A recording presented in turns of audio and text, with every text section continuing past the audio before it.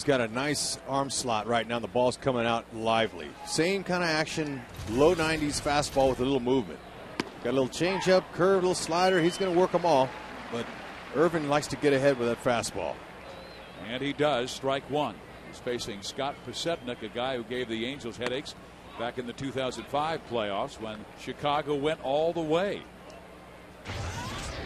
Podsednik had two brilliant seasons in 04 and 05. And right now it looks like in the batter's box he's got nervous feet. Yep, and he does that periodically. And I talked to his hitting coach today to see why he did that. He says Huddy likes to step up on fastballs and go to left field. And he cracks one up the middle for a base hit. So right now the nervous feet are working.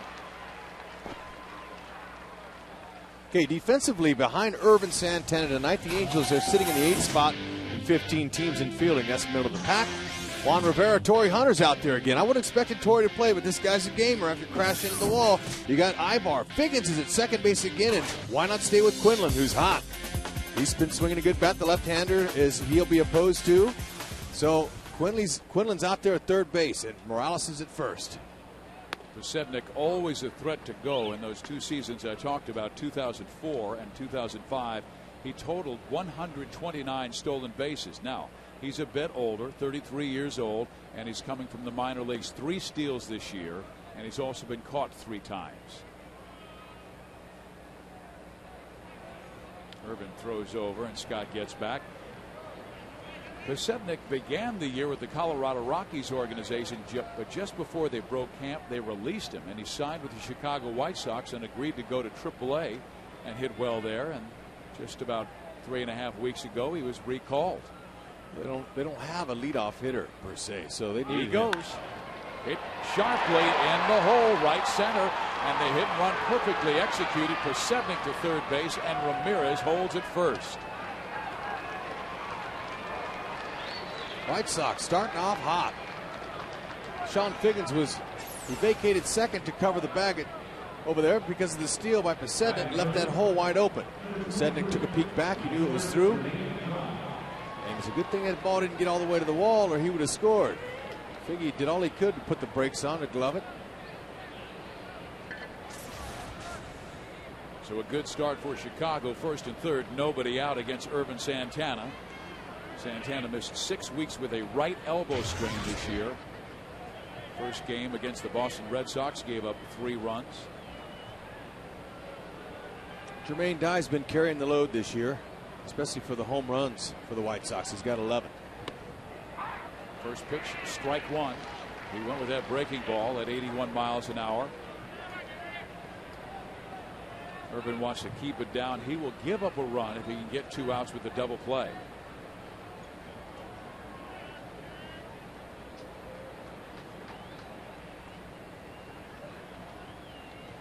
This is really the only part of their order they will run with. Podsednik, Ramirez, because after that they have a lot of power, not much speed, and Dye, Tomey, Konerko, Quentin, Pierzynski. That's why they needed Podsednik up here. They didn't have a leadoff hitter. They've been rumored to want Sean Figgins for the last 2 or 3 years, but who doesn't want it? We'll see it happen. Ramirez does not go. The pitch is a bit low, and the count moves to 2 balls and 1 strike. Angels at 23-20, 2.5 games back of the Texas Rangers for first place in the American League West. The Rangers were blown out today by the New York Yankees. Alex Rodriguez had 5 hits and 4 RBIs in that game. Alexi's 7 for 8 stealing bases this year. Pretty good threat at first. Inside, 3-1. So Santana 1 pitch away of loading the bases with nobody out in the first inning.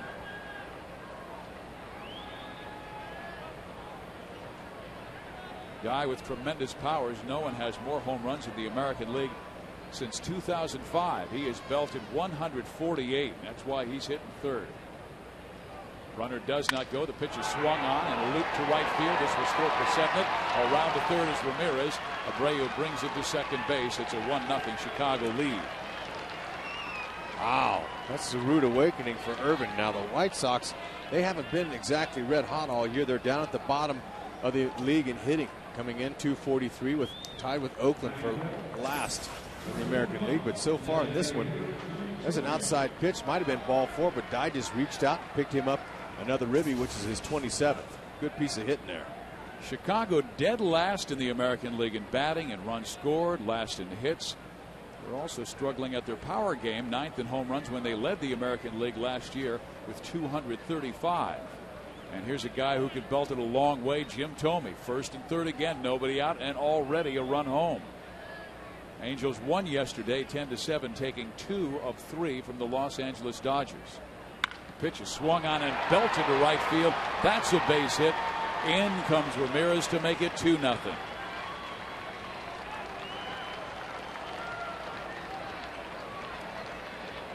Four straight singles. Irvin's got to find a hole in a bat somewhere. He's got to get one out of the contact area, but that one was up and in. Out over the plate.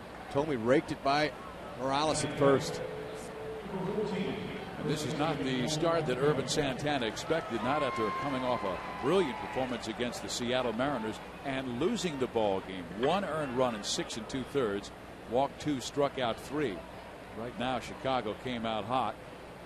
White Sox lost yesterday 4-3 to Pittsburgh. They could not protect a 2-run lead in the 9th.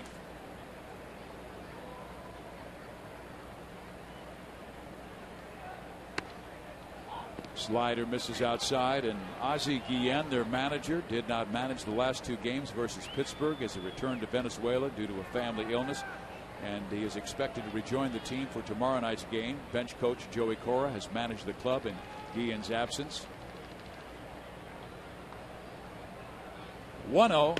Nerko takes. It's a strike, 1 ball, 1 strike. Gary Cederstrom is the home plate umpire. Jim Wolf at first base. Brian O'Nora, second base umpire, and Fielding Culbreth at third.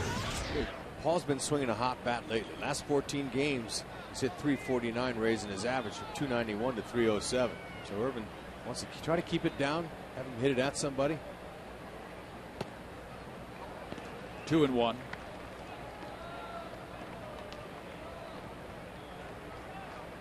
That has grounded into 4 double plays this year. If they're going to hit one, Irvin's hoping it's at somebody, because they've found nothing but holes the first 4 hitters. Chicago comes in 19-24, 5.5 games back of the American League Central leading Detroit Tigers. Nerko swings and misses at the fastball. It's 2-2. The Angels had to play comeback. Yesterday they were down 4-0 to Chad Billingsley, who was 6-1 coming in. Didn't look like to be able to rally and win that one, but they did, and they won it 10-7. They had that frenzy style hitting going on where they bunched a bunch of singles and doubles together. Look good.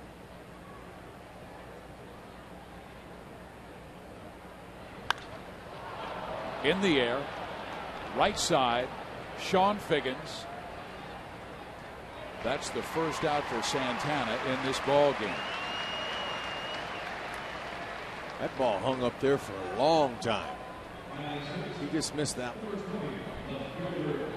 Ervin Santana missing so much time, now having to face Carlos Quentin. Both Santana and John Lackey, 2 of the Angels' top starters the last couple of seasons, out early, both with right arm problems, and Santana making his 3rd start.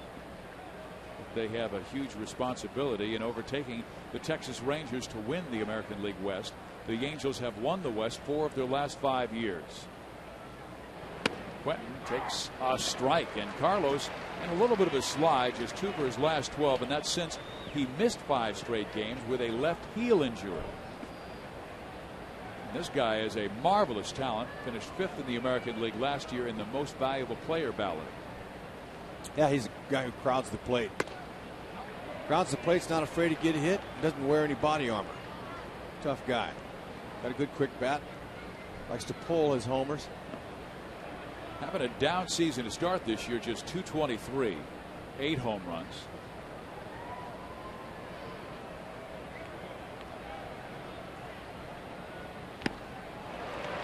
A little late, 1-2.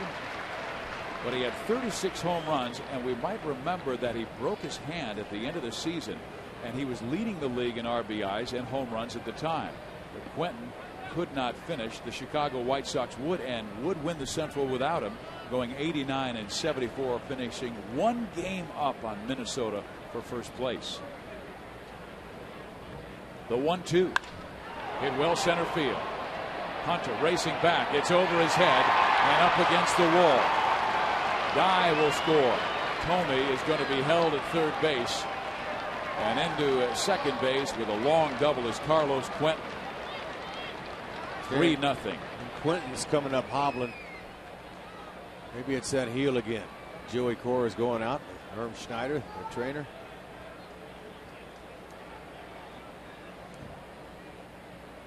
He said he felt something pop. I could read his lips. No. Yeah. He needs to. Cora's saying, hey, we need a couple big guys to help him off the field.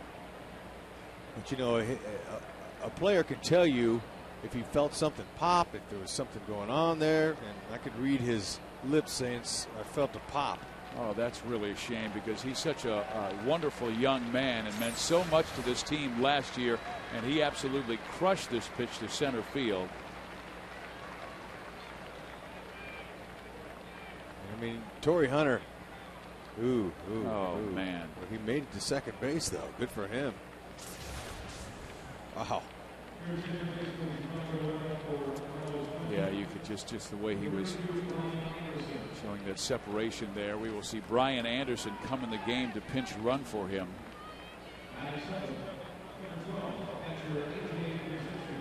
And Anderson will take over in left field when the Sox take the field in the bottom half of the inning. But Quentin gives his team a 3-0 lead and then has to leave because he felt a pop in that left foot. Remember, he missed 5 games because of a left heel injury. Here's A.J. Pierzynski.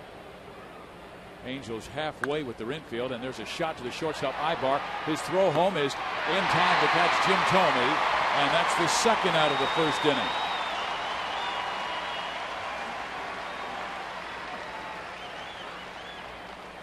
That's a good play by Ibar. Made a throw on the third base side, made it easy for Mathis to tag and slide in Jim Thome. Thome looked like he was running a little bit gingerly himself. For a second there, it looked like Ibar was trying to get the double play by tagging Anderson and then making the throw home. And then when Anderson went around him, he said, I'm coming home and getting Thome. Here's Josh Fields. He's been in a major slide of late, just 125 average his last 12 games. But he is their third baseman. They let Joe Crede go in the offseason, who signed with the Minnesota Twins, because they believe this guy is going to be an everyday and a power hitting third baseman. It's a fine quarterback at Oklahoma State. Swing and a miss, 0-2. He has been doing a lot of that. He's 5th in the league in strikeouts this year with 45. So Irvin wants to try to finish him off.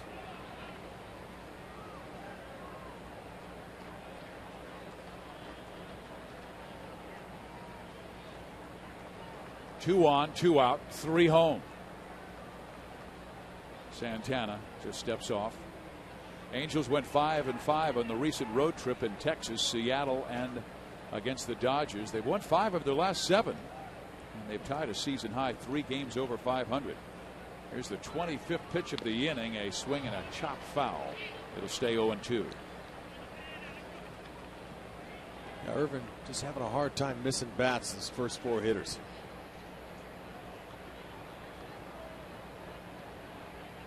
Konerko to pop out, and Quentin's double knocked in the 3rd run, and then Pierzynski hit one to Ibar, and he threw him out at home. So he's looking at that last out, get the offense back out. Let's see Big Daddy.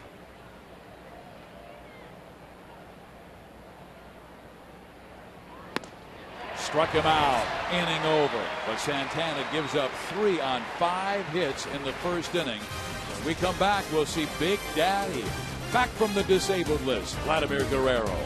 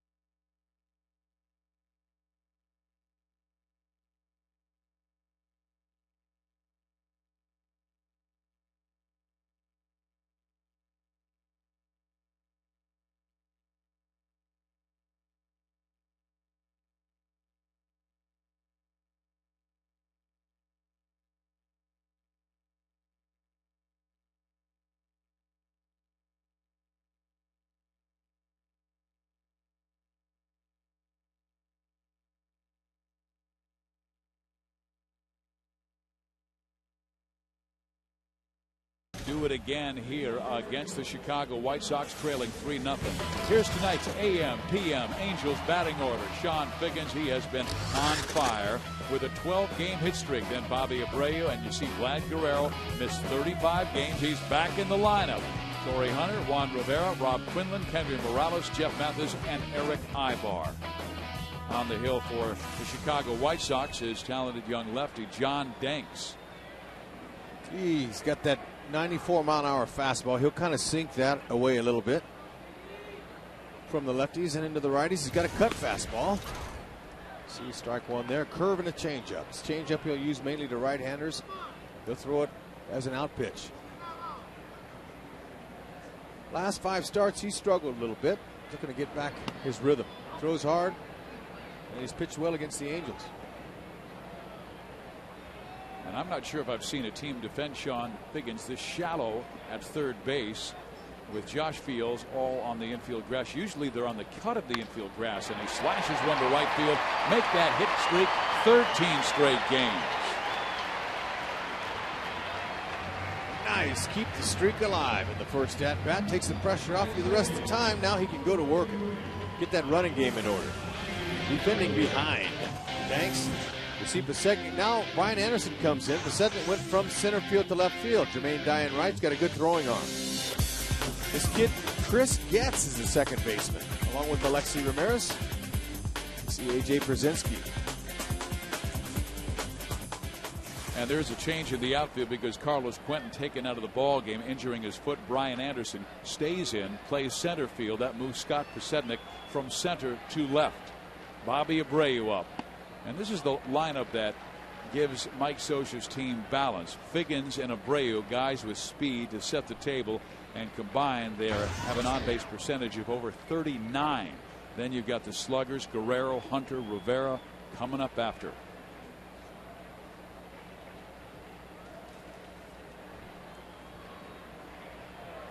Figgins dives back in. He has 19 steals this year, second most in the American League.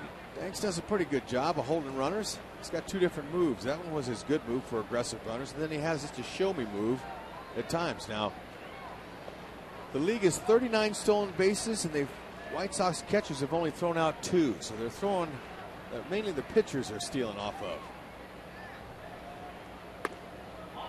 Haven't helped Brzezinski out a whole lot. Danks, he has a couple pickoffs this year, and they've been able to steal 6 bases off of him.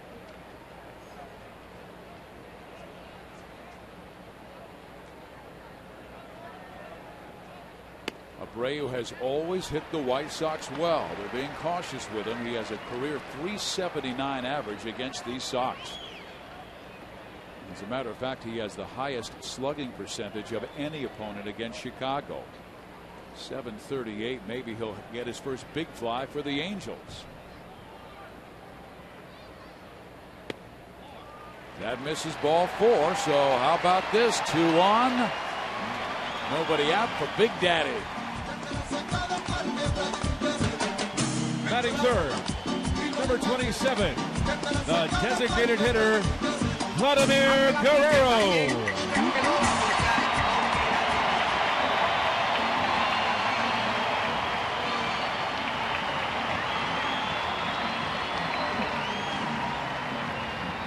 Vlad Guerrero missing 35 games because of a pectoral tear in his chest. Recently rehabbed at Rancho Cucamonga, going 3 for 6 with a couple of doubles. But he is a big problem for opponents now and giving great balance to Mike Scioscia's lineup. Career .323 average. Swing and a miss, strike 1. 3 for 9 against Danks' lifetime with 1 home run. And Fizz, were you expecting him to take that first pitch? I was absolutely expecting him to swing out of his shoes, and he almost came unglued. I mean, he's deep in the box, ready to really crush one. Up high. 1 ball, 1 strike. The reports from Rancho Cucamonga were very good about both Vlad Guerrero and Kelvin Escobar. Escobar pitched on Friday in a rehab assignment. Second baseman Chris Getz right on top of the bag to hold Figgy close. Now Danks. Spiggins has gotten in his mind.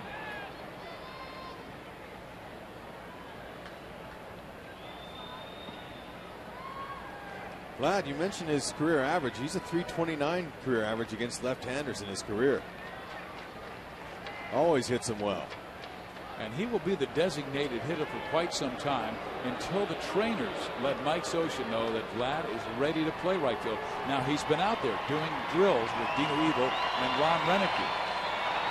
But he injured the chest muscle making a throw at the end of spring training.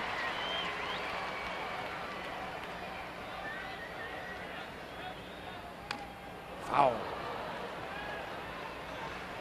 Danks trying to get it inside. John does have a good curveball. Throws a good cutter to right-handers. That's made a big difference in his success since he was traded from the Texas Rangers to the Chicago White Sox. Trying to tease you away with a changeup on occasions, especially righties. There's only one left-hander in the lineup. That's Bobby Abreu.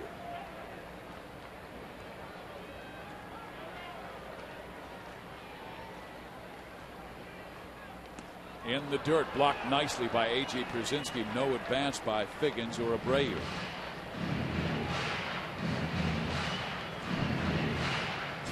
Okay, breaking ball coming.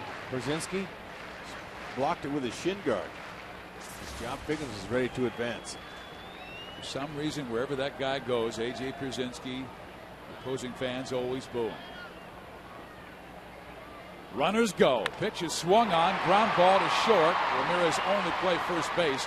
Angels stay out of the double play, but Vladdy out at first base.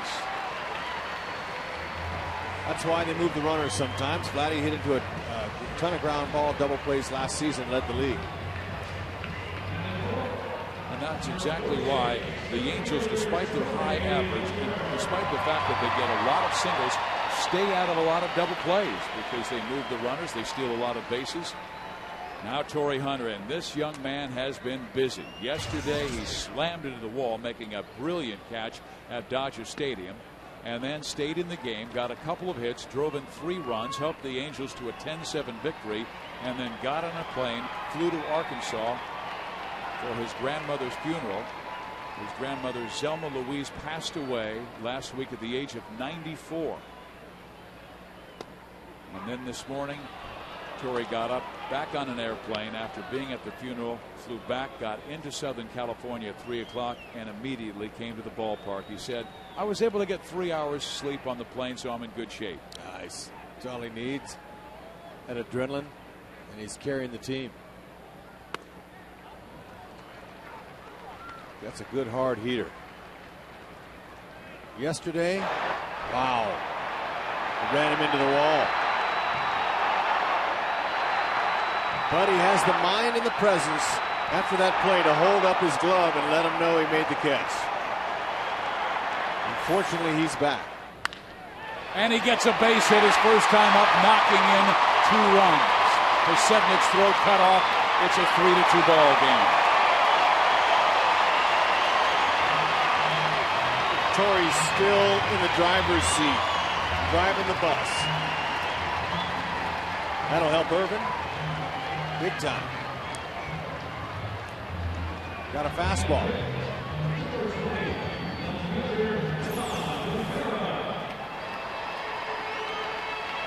So the fact that Scioscia sent the runners, which would have been a double play, had the ball that Vladdy hit to Alexi Ramirez, but he couldn't get it. They just got one, moved the runners over, and Torii picked him up. Now a 1-run ball game. That's 39 RBIs for Torii Hunter, depending how others did today. Would move up to the 4th spot in the American League, behind Evan Longoria, Jason Bay, and Justin Morneau. Torie's going, and they've got no chance to pick him off. I'm telling you what, he got a huge jump on John Danks. AJ, I don't even know if he'll attempt to throw on a runner this whole time. Like I mentioned, the league has been just abusing the pitching staff. And Pierzynski, he just throws it back like it's a regular pitch. Make that 40 stolen bases now. 40, and they've only caught 2.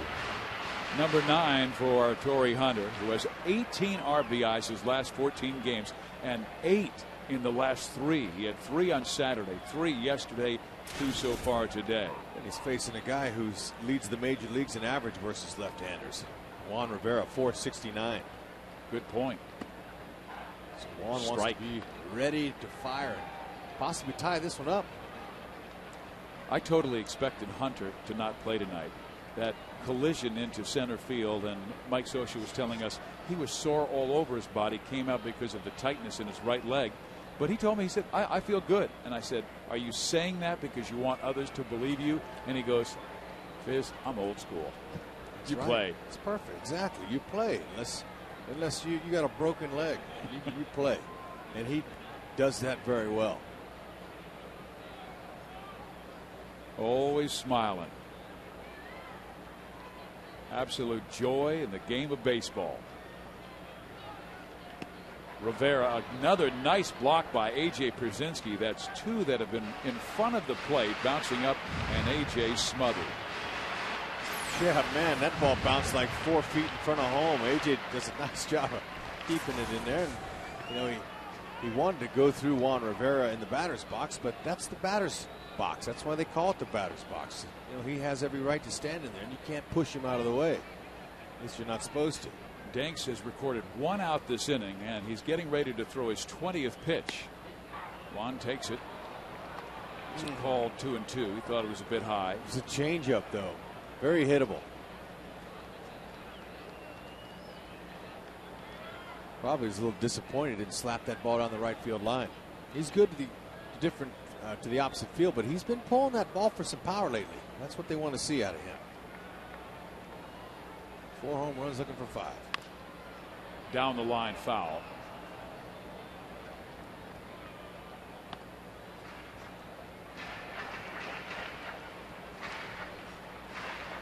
Angels started the inning with Sean Figgins singling to right field. Bobby Abreu walked in 4 pitches, and then Mike Scioscia wisely sent the runners, and Vlad Guerrero grounded out, so the runners advanced to second and third. Hunter's single scored 2. Action baseball, Mike Scioscia style.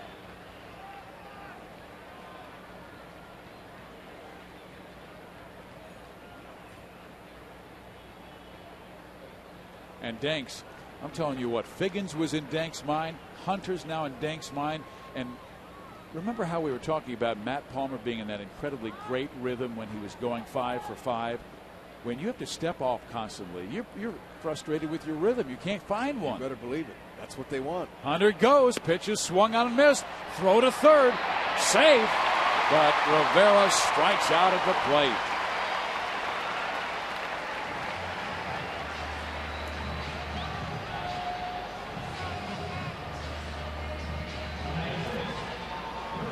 Danks got him on a breaking ball. Fooled him.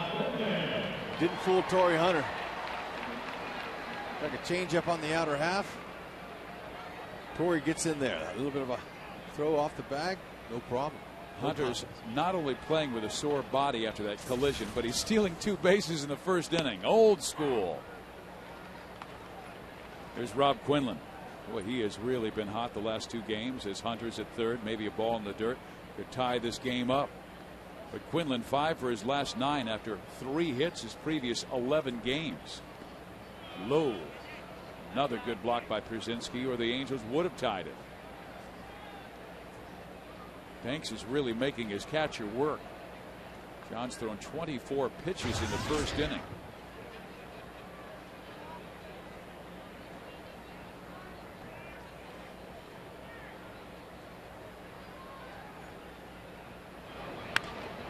Quinlan pops it up, shallow left center field. And the ball drops and the game is tied as Hunter scores from third. Rob Quinlan, he's going good. He'll take that. Donnie Cooper, the pitching coach, shaking his head as he was an ex-pitcher in his day. Like most pitchers, whenever a hitter gets a hit like that, they go, oh, man, that was a doinker. But you know what? Doinkers are line shots the next day in the box score with a stake attached. That's good hitting. I don't care what they say. Right there in the Bermuda Triangle, it falls, and the Angels have tied this one up. And you had 3 fielders here in footsteps. Henry Morales. Torrey Hunter with a couple bags. So they've gotten into the Chicago minds already with their base running, ripping off a couple of bases, sending runners on a pitch to Vlad Guerrero that he grounded out on. Runners advanced, and both would later score. Morales leads the team with 17 multi-hit games. Young player, off-speed pitch, swing and a miss, strike 2. Trying to get on track from the right side of the plate, though. All of his home runs have come left-handed. Says needs a few more ABs to kind of get on track right-handed.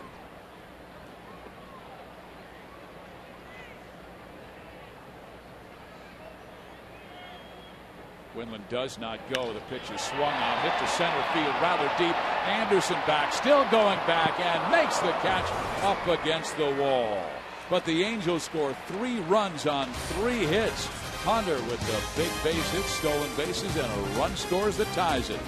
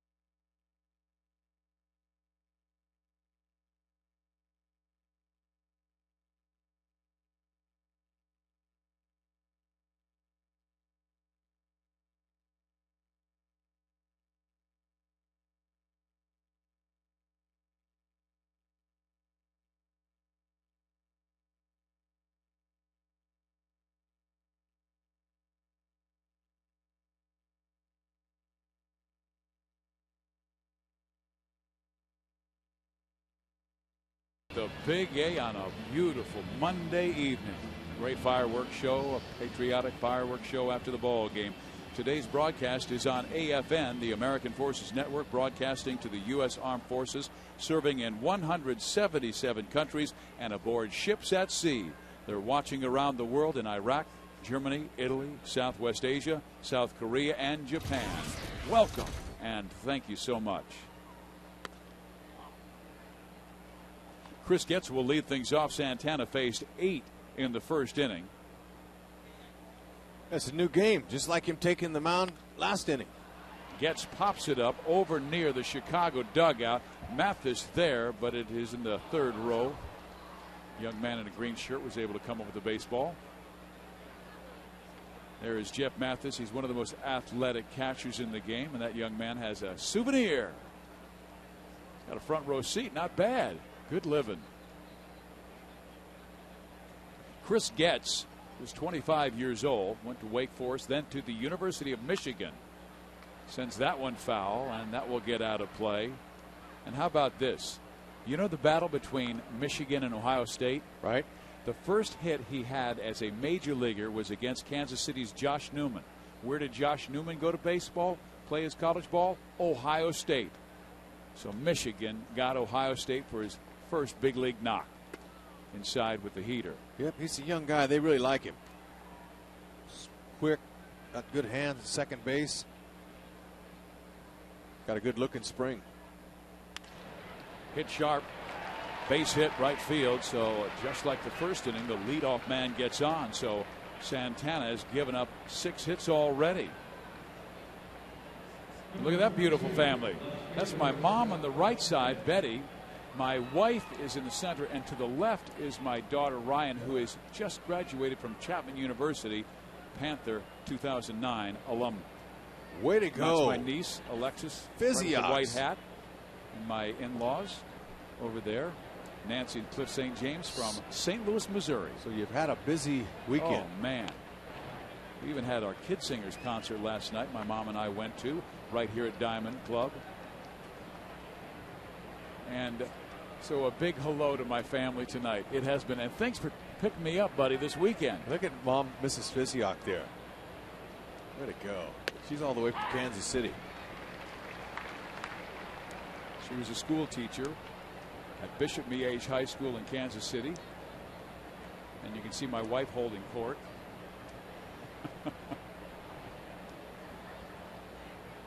She said, no more beers for me. Oh, maybe just one. No, one is enough, she said. That's good. Hit sharply right field. A base hit for Pasednik. And first and third for the White Sox as they have come out hitting against Santana. Wow, I've never seen Ervin Santana get hit like this in the first part of the game. Never. Now he's stepping up again, too. Pasednik has got 2 base hits, and you watch him. He's stepping up in the batter's box while the pitch is on the way. Rex, we do remember it. We did his major league debut against the Cleveland Indians. Oh, you're right. Remember that the first 4 batters hit for the cycle. Look at him step up while the pitch is coming. 2 steps. I don't think I've ever seen a player hit like that. Remember Hal Morris? His feet moved around. Women's softball players, they move up. Yep. So far, obviously, it's working. Why change it? Up and in. Back off that plate is what he's saying to Alexei Ramirez. Yeah, since Ervin Santana's major league debut, I haven't seen him hit around like this. He came back from that debut, and we remember quite well his next game. It was his Angel Stadium debut, and he threw a complete game shutout. I believe it was against the White Sox. Here's the pitch, swung on, lifted towards left. Eyeball reaches up, can't make the play, and another first and third for Chicago, and a run home to make it 4-3. Man, they are just peppering Santana tonight. 8th hit already. Ervin can't miss a bat. I don't think I've seen teams this successful during batting practice. Man, you know, that's on the label. I mean, that's as far inside as Ervin can pitch. And the way that the luck of the White Sox, heck, Ramirez didn't even break his bat on that one. They're going good. He's already given up 8 hits and 4 runs, and he's only gotten 3 outs. Jermaine Dye singled to drive in a run his first time up, and he smokes one to left, and all of a sudden Chicago just blowing out Santana. Wow. I don't know if I've thrown the first pitch in the zone. 3 in the first and now 4 in the second with nobody out. Guy with his 12th homer. They are just jumping on all of his pitches early. And he's been so aggressive in that zone. This is right down the middle. It's a breaking ball. I wonder if he's tipping his pitches. They're swinging like they know exactly what's coming. It's a strange game. Angels are going to be on the catch-up. You know, they might have to get some action going pretty soon here. The way he's getting lit, they want to keep him in the game. They're going to have to bring somebody else in. Never would have thought it. They're warming up Rafael Rodriguez right now. And we are only in the top of the second inning. And that one was a late one. Fireworks blowing off right after Jermaine Dye. But fellas, make sure you do it for the Angel home runs and not the White Sox. Yeah, that's a little bit behind there, guys. And our center fielder, he's already going through a lot, man. Why you want to scare him like that? Torrey Hunter about come out of his uniform.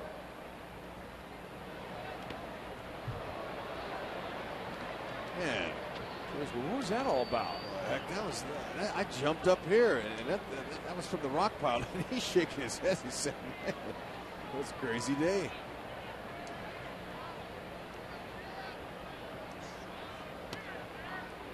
A walk. They're gonna have to at least go out and visit. Butcher's going, hey, look, our guy doesn't have it today. Santana is shell-shocked early. He's allowed 7 runs on 9 hits. He's just walked a man, and Orlando Mercado saying Rodriguez is ready if you need to get him. And here comes Mike Scioscia. Wow. Ervin Santana, just a shadow of himself from his last start against Seattle when he allowed only 1 run in 6 2/3. Well, the Angels came back from 4 down early yesterday against the Dodgers. They're going to have to do it against the Chicago White Sox today. Humble pie awaits all of them.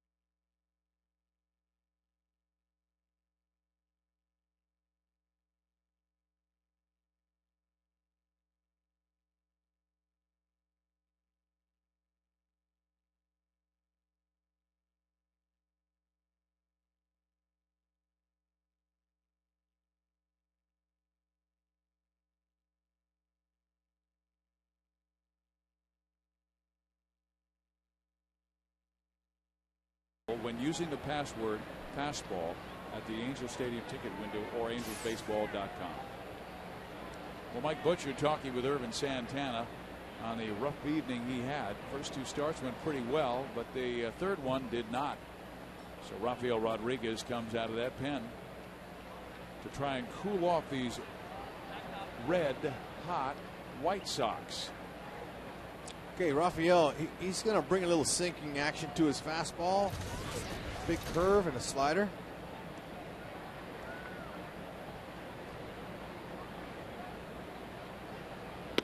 First pitch in there, strike 1. So he can tell himself, this is my game now. I'm just going to just steady as she goes. Try to stay ahead for the hitters. Rodriguez recalled from the minor leagues when the Angels put right-hander Shane Lukes on the disabled list with a right shoulder problem. Konerko swings at the slider, and he's got a good one. It's 0-2. Yeah, you know, both teams are wearing new hats. Even though the Angels have red hats, every team in Major League Baseball to honor Memorial Day is wearing the red hats. But see, the A's got a flag color in it, some blue and a few stars in it. I like it. To resemble the American flag. Looks great.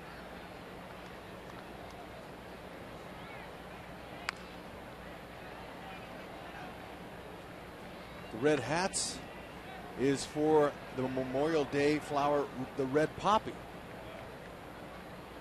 And those were the flowers that they put on the Civil War graves when Memorial Day was first officially proclaimed on May 5th, 1868 by General John Logan. And flowers, the poppies, were placed on the graves of Union and Confederate soldiers at Arlington National Cemetery. Foul back. Count stays at 0-2. Rodriguez, one of the talented young prospects in the Angels minor league system, and they really feel he has a fine future in the bullpen. They wanted him to have a full season at Salt Lake, but the Angels have suffered so many injuries, whether to starting pitchers or to the bullpen, that they've needed him early. Swing and a miss. He struck him out. He went right after him with a good heater at 91 miles an hour.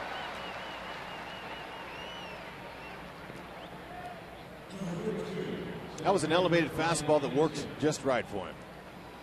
Sliders, pitches away, set that one up. Thome at first base, not a chance he's going to try to steal second. Brian Anderson batting for the first time. He replaced the man Carlos Quentin, who had to leave because he injured his foot. Still waiting information about the injury, but he said he felt a pop and he was running towards first base. He made it all the way to second, but you could tell he was in some kind of pain. Chicago scored 3 in the first, 4 so far in the second. Angels just recorded the first out. That'll hurt Santana's ERA. Irvin came in with a 3.09 ERA. You give up 7 runs in 1 inning. Wow. Yeah, with not that many innings pitched, you'll have to work to bring it down. And every great pitcher in their day have had a day like this. Sometimes it happens. Hey, it looked like he had pretty good stuff. I think he just was a little bit over the middle, too much over the plate. And we've watched batting practice every single day. The guys don't square up every single ball. Chicago was squaring up every single ball. Almost like they knew it was coming. Hard to explain.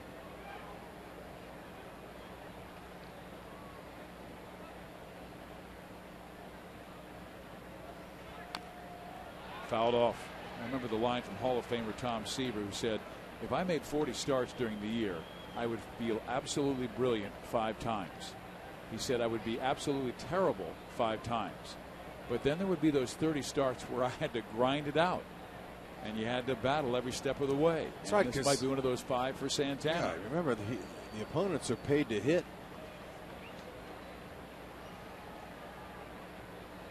0-2 pitch.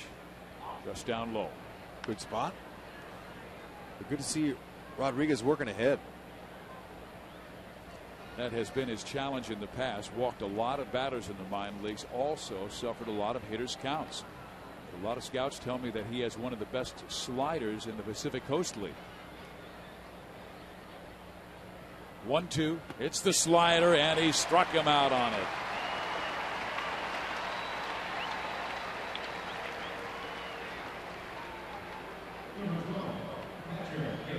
Okay, when you get ahead of hitters, you can do this. That's nice. A lot of depth to it. Almost looked like a curveball, but he calls that a slider. A.J. Pierzynski receives the boos. Doesn't matter wherever he goes, he gets boos. There's something about his personality that rubs fans the wrong way. That's low. 1 ball, no strikes. And yet the guy has never been in trouble. He's never been accused of anything. He's never been arrested. He plays the game the right way. Just got one of those personalities, I guess. Of course, the Angels do have a history with Pierzynski. Going back to the 05 playoffs. He pops up left side and then pops his head with his bat. And the inning is over. An excellent job by Rafael Rodriguez. 3 up, 3 down, to 4 in for Chicago.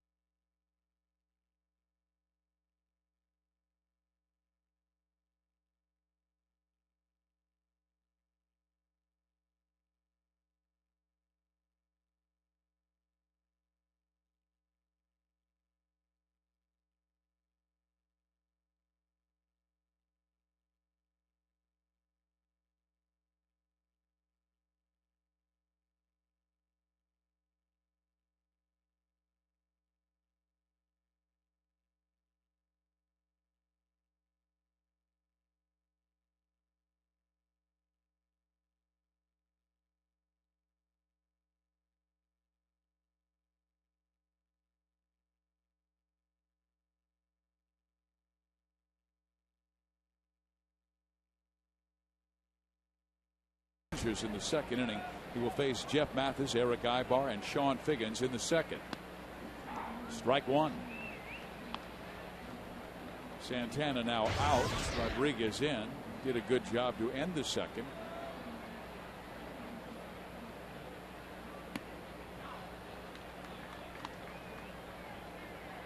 Mathis, he's trying to get himself going. Just hit 205 this month. Up high. Jeff, you know, he gives you that military look. He could have easily been a Navy SEAL. Look at him. Tough guy. He's a good athlete, too. If you can get through that rigorous training procedure they go through, you might could. But a lot of guys, they can't. A 13-year Navy SEAL threw out the first pitch of tonight's ball game, and Angels manager Mike Scioscia caught it. And a walk, so Danks walks the leadoff man, Jeff Mathis. I have a real dear friend named Todd Anton who wrote the book No Greater Love about baseball players who left their teams to serve their country in World War II. And one of the veterans Todd interviewed was Dom DiMaggio, who played for the Red Sox and was the brother of Hall of Famer Joe. When Todd asked him about any regrets about his service time, perhaps keeping him out of the Hall of Fame, and Todd asked him about those gaps, those quote gaps in his statistics as a player during the war years, Dom DiMaggio said, "Imagine the gaps in my character as a man had I not served. I just couldn't live with that when my country needed me more." Now that's a true Hall of Fame statement.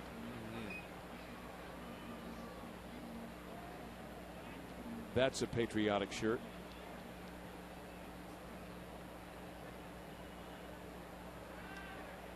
Eric Ibar, the batter. Danks trying to keep Mathis close.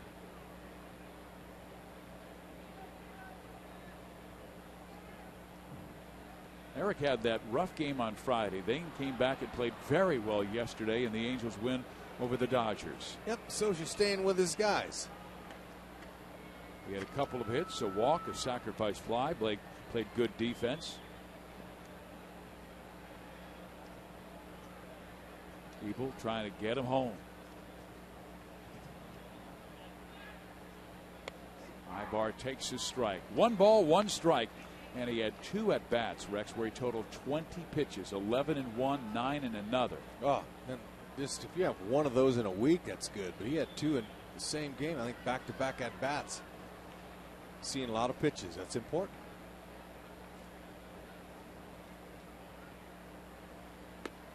Inside, that 11 pitch at bat lasted 7 minutes, and it was the final out recorded by Chad Billingsley, and Chad Billingsley doesn't give up 4-0 leads. No, they got him at the right time. Bunched a bunch of singles and doubles and overtook him. Billingsley said after the ball game he was impressed with the Angels approached him. Eric sends it up the middle. This looks like 2-1 and done. A 4-6-3 double play, 2 outs recorded. But what Billingsley said, what impressed him, was the way the Angels got to 2 strikes, and he could not finish them off, and then they would drag out the at-bat. Then he said, I would make one mistake then that hit me. The Angels came from behind, down 4-0, roared back, took a 5-4 lead, and then they survived at the end 10-7. Here's Sean Figgins, singled his first time up to stretch his hit streak to 13 consecutive games, now batting over 400 in that time.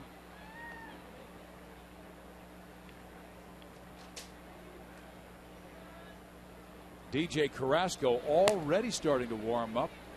Maybe they don't like the way Danks is throwing. John gave up 3 in the first inning. But this is a guy who had a fine season last year. Very capable pitcher. Won 12 games, had a 3.3 earned run average.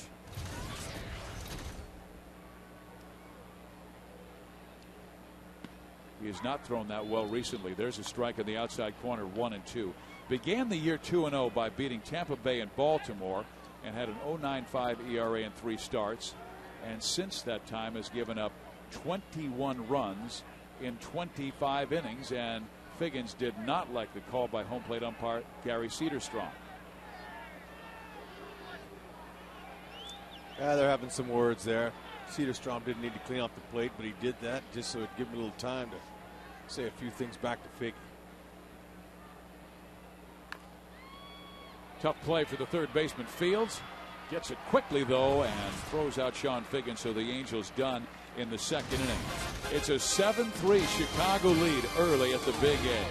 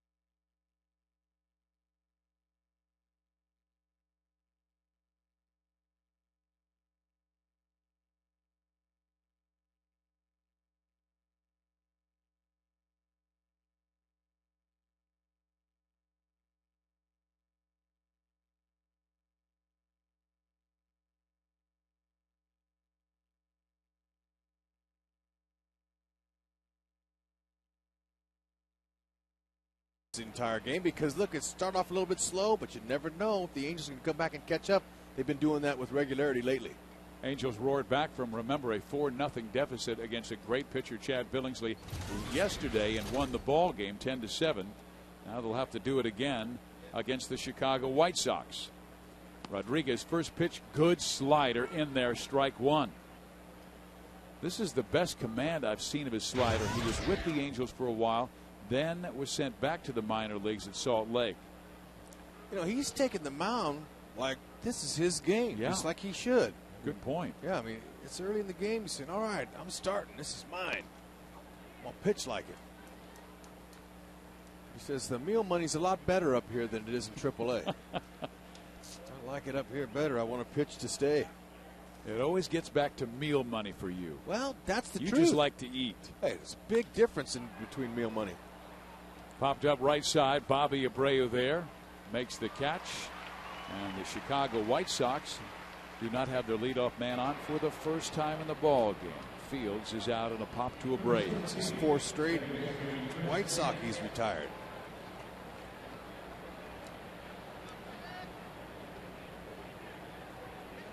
Rodriguez had appeared in 5 games with Salt Lake in 2009.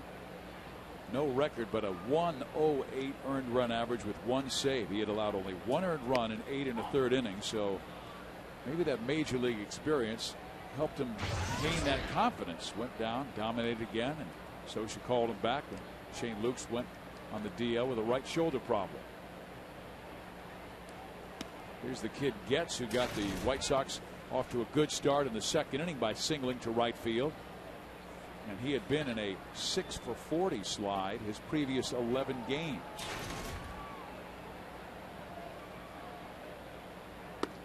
And he really went into the tailspin when he fractured the tip of his middle finger on his right hand.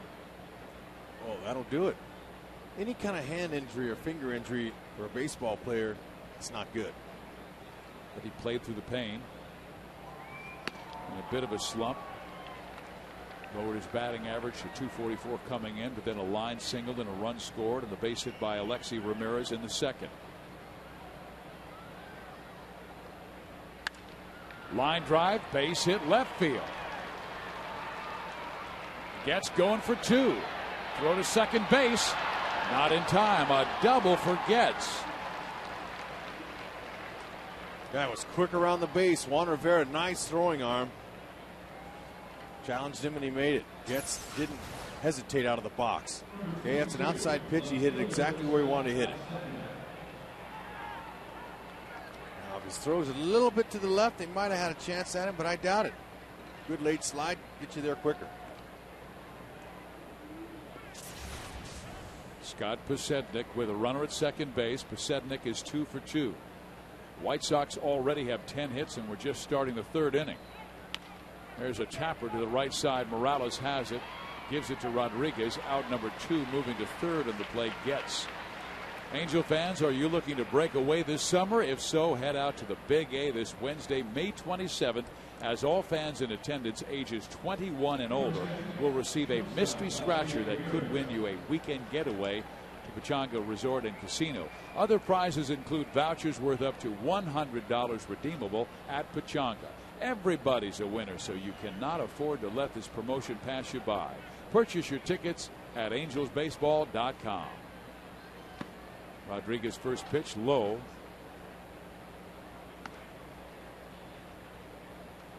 Ramirez 2 for 2, a base hit to right, a base hit to left, 2 runs scored, and an RBI. He had a great year last year, second in the American League, rookie of the year, hit .290, 21 big flies. That's back up the middle, tough play for Ibar, no chance. A run scores to make it 8-3. That kid's 3 for 3 today already. And it's early in the ball game. He has a chance to pile up some ABs.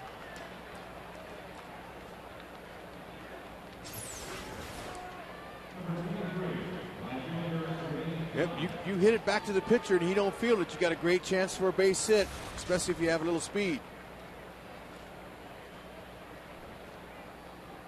Now the 2 guys at first base there, both from Cuba. Got a lot to talk about. Kenry Morales and Alexei Ramirez. Both defected. They weren't on the same boat, were they? Nope, they were not. Kendry several years earlier. Matter of fact, Ramirez is actually older than Kendry Morales by 2 years. You know, I asked Kendry the other day if there was any players in Cuba now that he thought could play in the big leagues, and he said, yeah, there's 2 or 3. One's a pitcher that throws 100, a left-handed pitcher.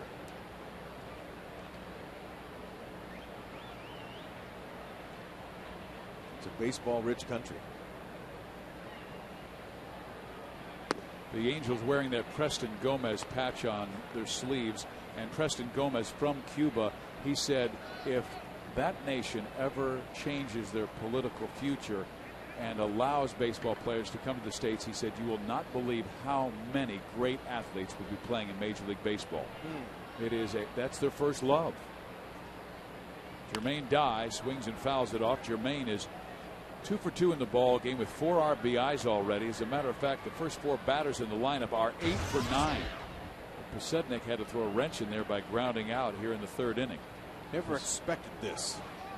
Not from a team that was last in batting, last in runs, last in hits, and they're just tearing apart the Angels pitching. Santana gave up 7, only lasted 1. Runner goes, pitch taken. There's the throw to second base. It's high. And a steal for Alexei Ramirez, his 8th this year.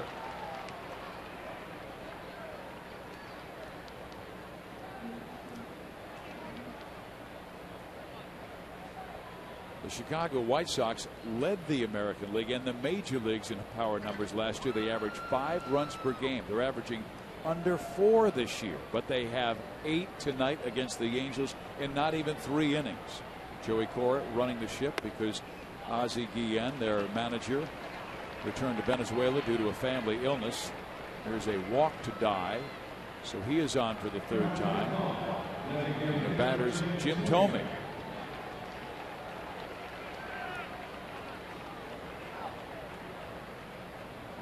We haven't seen this from the Angels pitching staff much this year, where they haven't been able to control counts, where their pitchers have been squared up.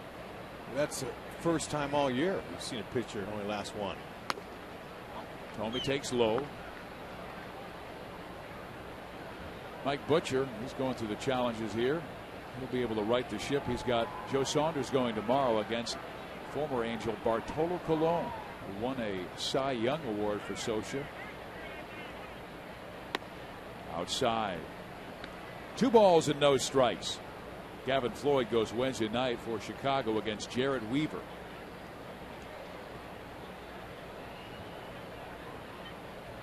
White Sox hit 235 home runs in 2008, and that led the major leagues. Jim Thome, he hit 34 of them, and that 235 total was the 3rd highest in team history. Since the year 2000, the White Sox lead the major leagues in home runs with over 2,000.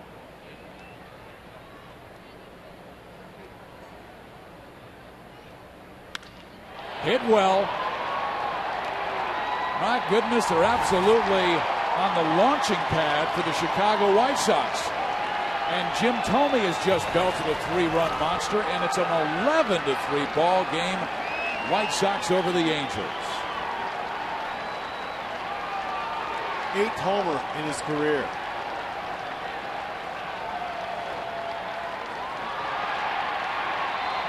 .549. He just passes Mike Schmidt for sole ownership of the 13th spot in Major League history.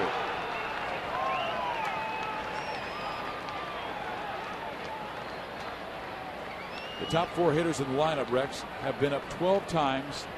They have reached 11 times, and there's only 1 walk. The rest have been nothing but hits. There's that ball coming in as the White Sox all said, hey, look, they threw the ball back. Great, we won it. That's history right there. I don't remember a mauling by an opponent this year this early against the Angels. Now, they have suffered some tough losses. I remember that game in Minnesota earlier this year where the Angels lost, what was it, 9-2? But I think 7 of those runs came after the 6th inning was over.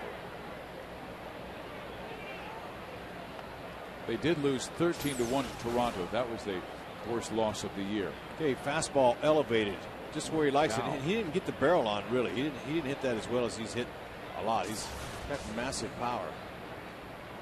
Just another home run in his long career. Congratulations for passing Mickey Mantle. Excuse me, Mike Schmidt.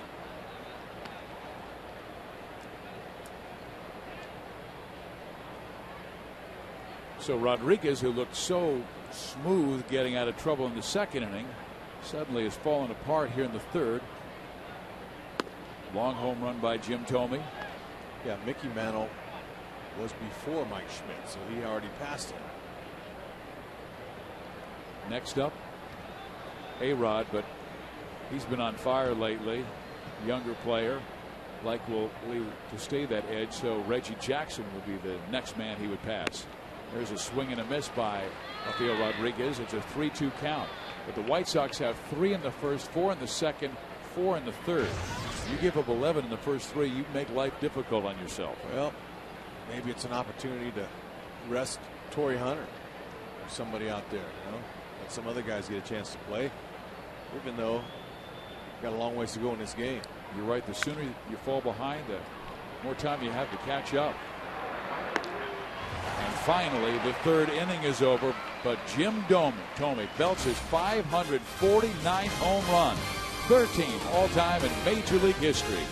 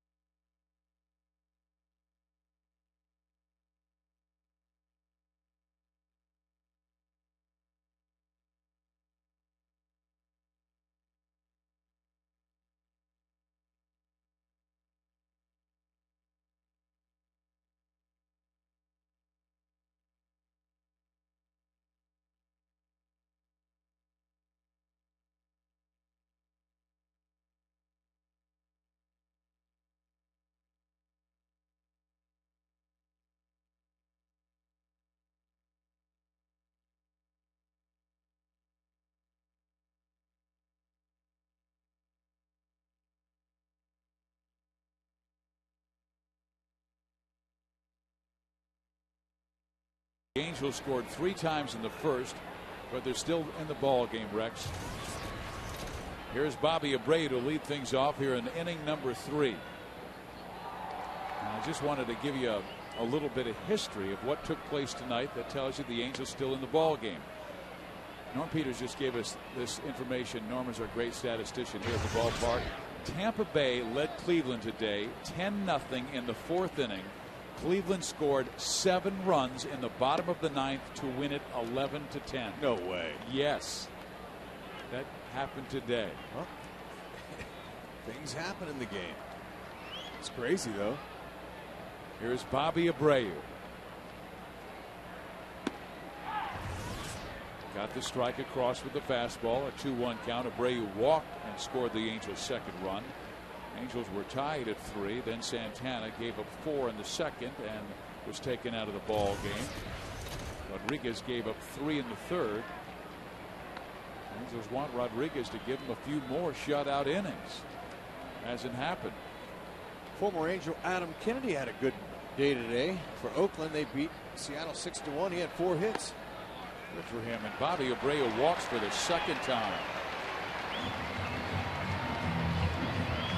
Hey, Angel fans, spend your Friday nights at the Big A watching exciting Angels baseball. That is followed by one of the best fireworks shows in the Southland.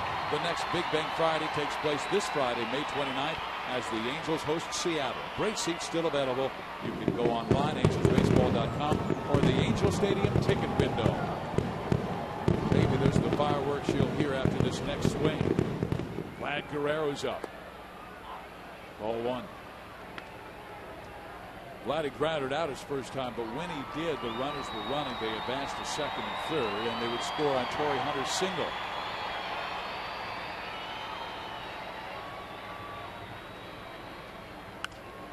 Out of play.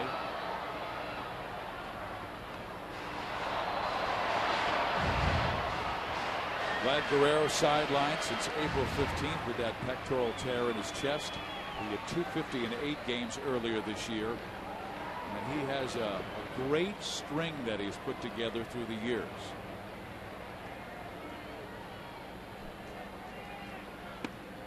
There's that off-speed pitch. It's 1-2. Only Vlad Guerrero and Lou Gehrig have 11 straight seasons of batting .300 with 25 or more home runs. So he has 4 months to make it 12 in a row.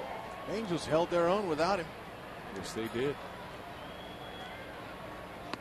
That's high. 2 balls and 2 strikes. Well, last year he hit .330 with 12 home runs after the All-Star break. About 6 weeks to the break here.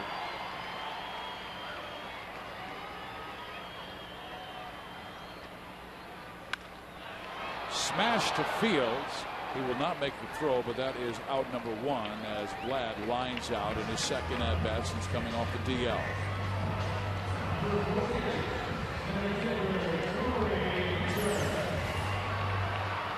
Yeah, that's inside and high. I mean, he pulls his hands in so naturally. He's one of the best bat ball hitters in the game, for sure, and one of the greatest hitters of all time. When you mentioned with Lou Gehrig, with that kind of consistency, they're happy to have him back. Squared it up. Torrey Hunter gets a first pitch changeup that he swings and misses on. Hunter singled, drove in 2 runs, now has 39 this year. I just think getting Guerrero back helps out Hunter, helps out Abreu, helps out the entire lineup. Gives them a little extra swagger, but they'll need it tonight if they're going to get back in it. They're getting mauled. Mike Scioscia just said it allows our groupings to come together. He likes speed at the bottom of the order to connect to speed at the top. Now he has Figgins connected to Abreu, Ibar with speed, number 9. So your 9-1-2 guys have the ability to get on base, and then your 3-4-5 guys have the ability to knock the runs in. That's high. 2 balls and 1 strike. Texas was blown out today, so the Angels, if they lose the game, will not lose ground on the Rangers. New York busted them today in Arlington 11-1. A-Rod had 5 hits and 4 RBIs. Matt Harrison, Texas's talented left-handed starter, gave up 7 runs in 5 innings. Low. Let's check the buy.com American League West standings. Texas lost. They have a 2.5 game lead still on the Angels. The Angels coming home after a 5-5 road trip. And the Mariners lost to the A's today, as Rex told you. Adam Kennedy with a 4-hit game. 2 ribbies. The count 3-1. Abreu first. Hunter takes inside and low, ball 4. So that's 4 walks already by John Danks.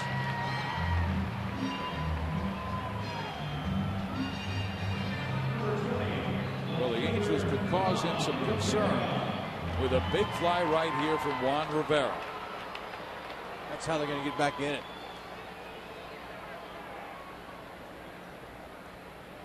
Get Danks out of the ball game before he settles down. He did beat Minnesota in his last start. Struck out Juan Rivera the last time they matched up in the first.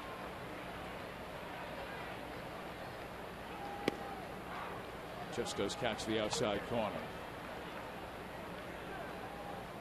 Danks was the Texas Rangers first-round pick in 2003. He might be short for this game with Carrasco warming up trying to catch the baseball. He was the Texas High School Player of the Year. 0-1. Rivera takes low. 1 ball, 1 strike.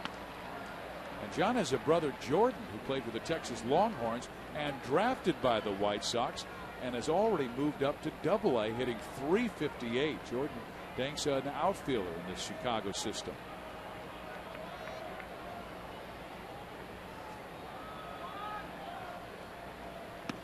Outside. 2-1. AJ's going to come out and say, hey, look, let me just remind you again, we've got a big lead. Let's throw some strikes. Keep the ball down. Joey Cora filling in for Ozzie Guillen. Guillen can return to Venezuela due to a family illness. So Cora running the team is expecting Guillen to be back tomorrow night. Terrible ratio. He's thrown more pitches out of the strike zone than in. The Angels scored 3 runs off of him in the first, and he's walked 2 in the third, falling behind Rivera. Juan swings, ground ball short. Ramirez goes to third, gets the force there. 2 outs now. Let's get the out. That was easy enough. Hit to his right. Let's go ahead and throw it to Fields.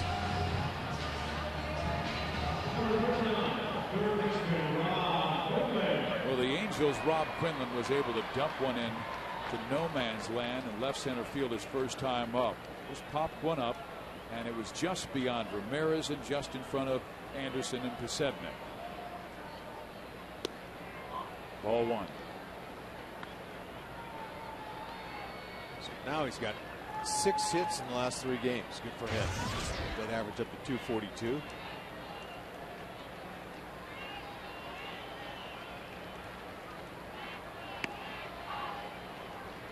One ball, 1 strike.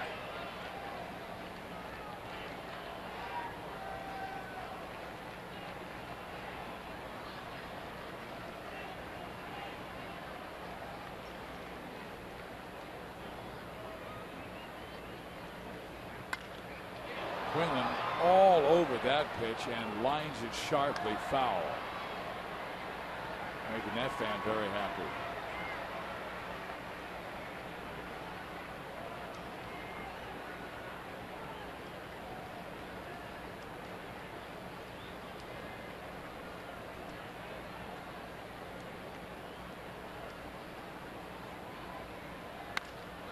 Quinlan to left field, backing up Pesednik there to make the catch. The Angels threaten but do not score. To the 4th we go. It's all Chicago tonight. 11-3 over the Angels.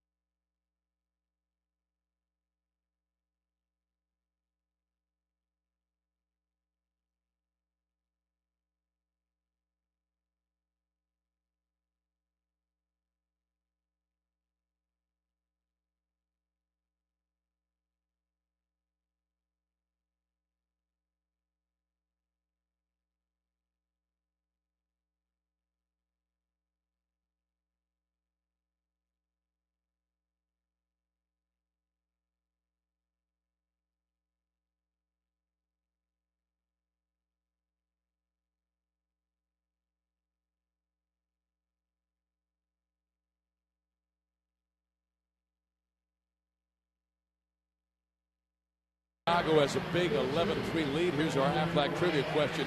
Who was the last American League Championship Series MVP for Chicago in 2005 when they beat the Angels? We will give you the answer later in the ballgame. Many of you know it. That was such a tough year because the last time the Angels won a season series over Chicago was 2005, and then they would lose in the playoffs. But they had a tough road. They had to go from New York. There's a line drive base hit to left field, and man, they are just flat hitting the baseball perfectly. Brian Anderson on for the first time, actually on for the second time because he had a pinch run for the injured Carlos Quentin. They're squaring up everything. Yeah, we still haven't gotten an official report on Quentin. We will give it to you when we find out. He left the game hobbling.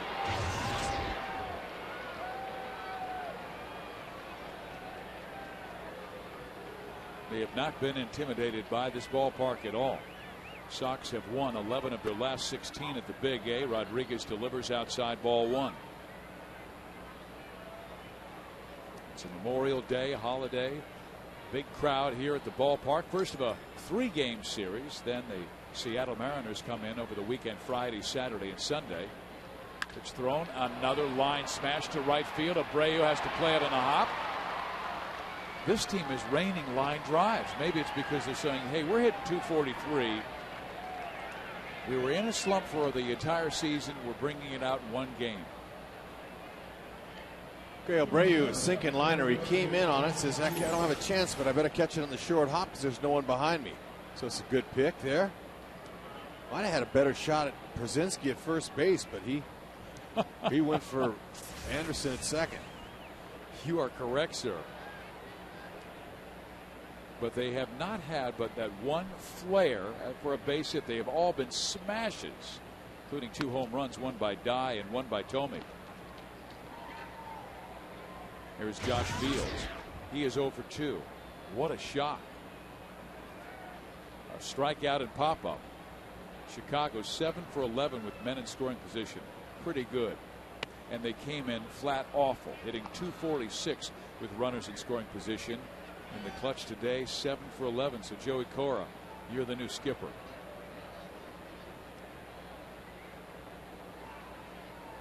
They should have won yesterday.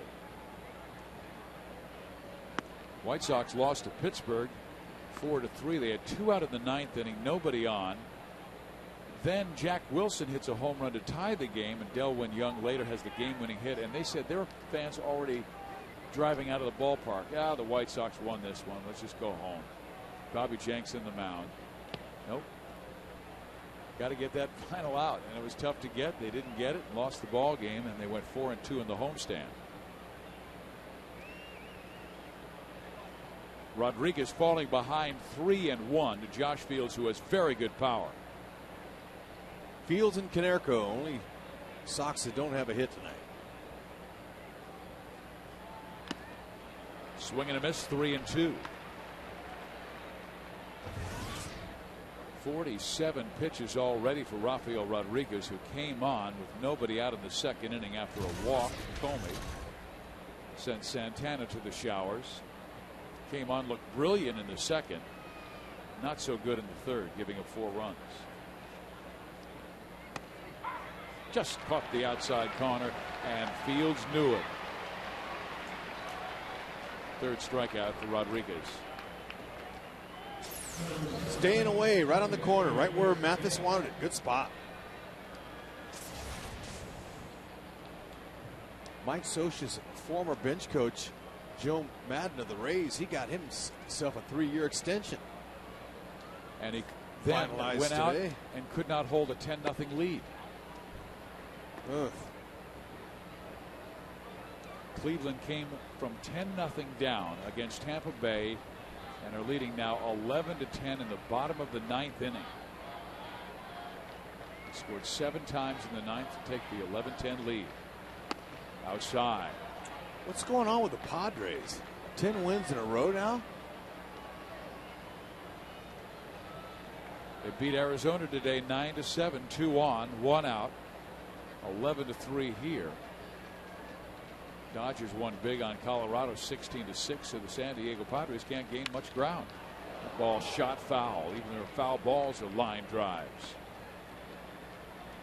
San Diego 7.5 back.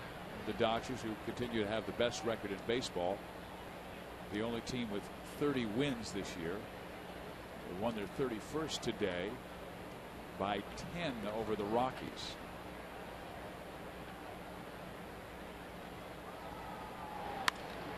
In the air, left side, long run.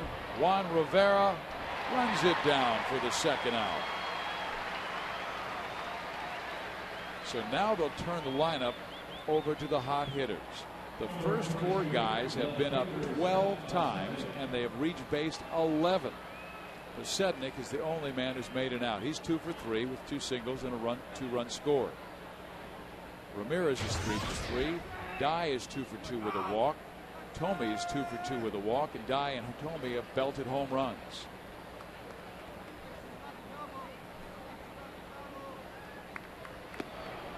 Down low.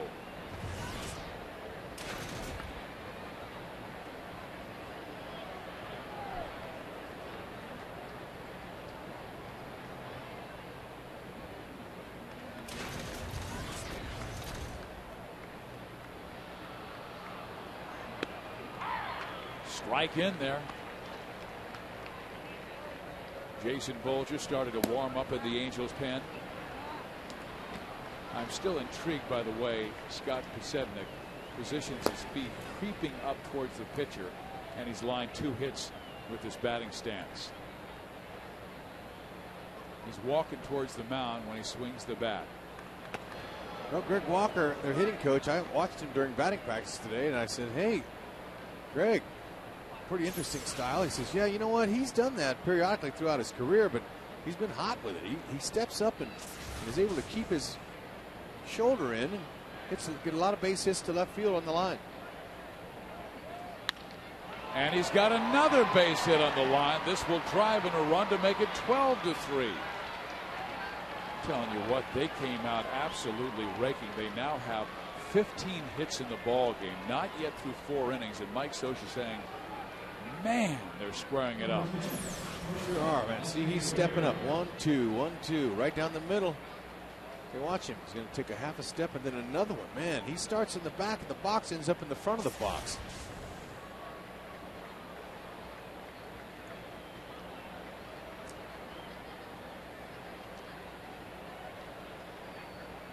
The Angels must really come back. They're trailing by 9 in the 4th inning, and the batter's Ramirez, who's 3 for 3. Lifts one towards right field. This is trouble. It will drop for a base hit. In comes one. They'll hold the other. It's a 13-3 game. I don't think I've ever seen a top 4 do what the White Sox are doing to the Angels. This is absolutely ridiculous. 13 for 14. The 1 through 4 batters are 13 for 14. That's just amazing. You know, things that happen in baseball all the time. No one would have expected that of the last place hitting White Sox. I mean, he's played 4 innings and has 4 hits tonight. That ties already a career high. Okay.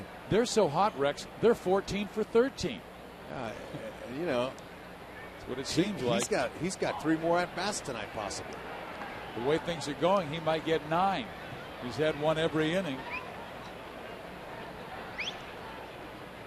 The largest deficit to overcome the Angels have enjoyed in the past was they came back from a 9-run deficit on July 31st, 1997. Had a chance to do that ball game, and they beat the Chicago White Sox. They're playing them tonight. There's a pop up to the right side, long run for Jermaine Dye, or for Henry Morales and Bobby Abreu, and it goes foul. Well, the Angels were down 9-0, tied it at 11-11, and lost the ball game 14-12, but they came back. Look at the line score. We're in the 4th inning. They're piling it on. God, it looks like your scorecard when you play golf. You know, I got a par on number 1, and then I parred the 4, and then a par on 3, and then you eagle the next hole. Yep. Actually, I'd take those scores. You bet. Dye is singled and homered. He's driven in 4, scored 3. Foul.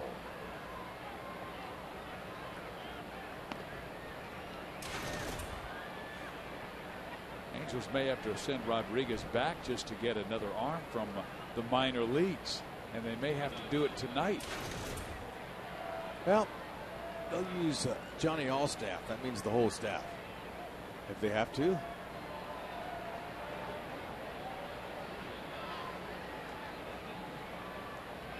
Rodriguez with the bender. Dye does not go for. 2 balls, 2 strikes. The Sox have seen the rough times lately. They lost 20-1 to Minnesota last Thursday, and now they're leading the Angels 13-3 in Game 1 of this 3-game series.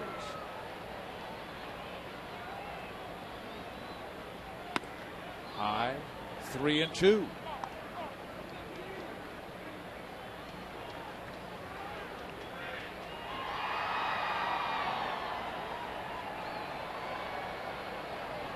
Three in the first, 4 in the second, 4 in the third, and 2 in the fourth. There's a bouncing ball. Rob Quinlan cuts off. His throw is in time. The inning is over, but the Sox have scored in every inning and a bundle in every inning, and they lead the Angels 13-3.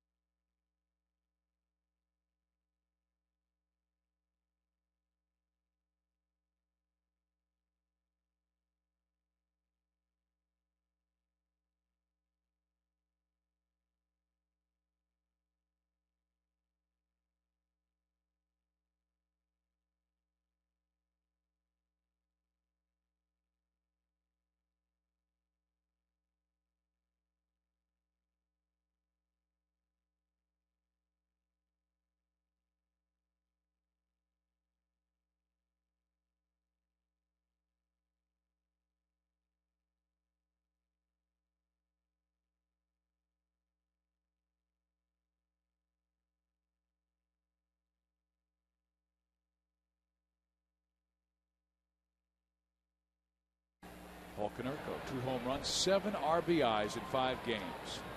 And that was a crazy playoffs because the Angels had an unbelievable travel schedule. They had to finish up after so much rain in New York, played a game in New York, flew immediately to Anaheim to play a ball game, and then as soon as they won that game and eliminated New York, they had to play the very next day in Chicago. I remember that. Tough trip. You're right. That's hard. And then the Angels had them beat. Doug Eddings was the umpire. A.J. Pierzynski was at the plate. Josh Paul was catching. Kelby Muscobar was pitching. Struck him out. But Eddings said the ball was in the dirt, even though he raised his hands and ruled it a strikeout. Pierzynski ran to first base, and Eddings said he was safe, and Mike Scioscia complained, but did not get the call to go his way, and the White Sox would win the ball game. There's a shot down the right field line into the corner, and Kendry Morales will have a 2-base hit. Guy with a strong arm. He's a little late with the throw, and it is a leadoff double for Kendry Morales. That's a good hit, right-handed.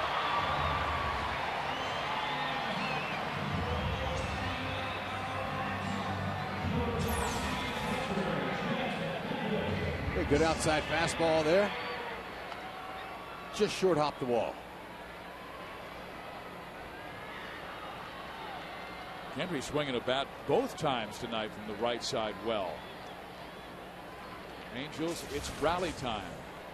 Better now, because the Angels down by 10 runs. Jeff Mathis, the batter, walked his first time up with batting .205 in this month of May. Morales hit a shot back in the first inning that was run down beautifully by the center fielder Brian Anderson. Now he doubles to right field. Goes after him with a high fastball. 1-1. 70 pitches thrown now by starting pitcher John Danks. Gave up 3 in the first. Has not really cruised through any inning, and he's walked 4 already in the ball game.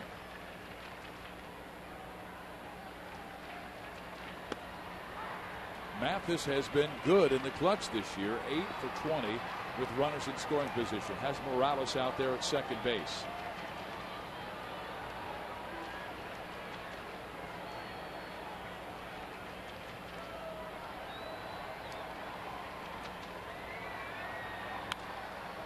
Mathis pops it foul. We were talking about that Tampa Bay game, and Cleveland has finished off the Rays. The Rays had a 10-0 lead. They lost the ball game 11-10. But it was also that Tampa Bay phenom David Price getting the start today, and he went 3 1/3 and gave up 2 runs and 4 hits. Walked 5. Yep. Here's the pitch, a swing and a miss, and down goes Jeff Mathis.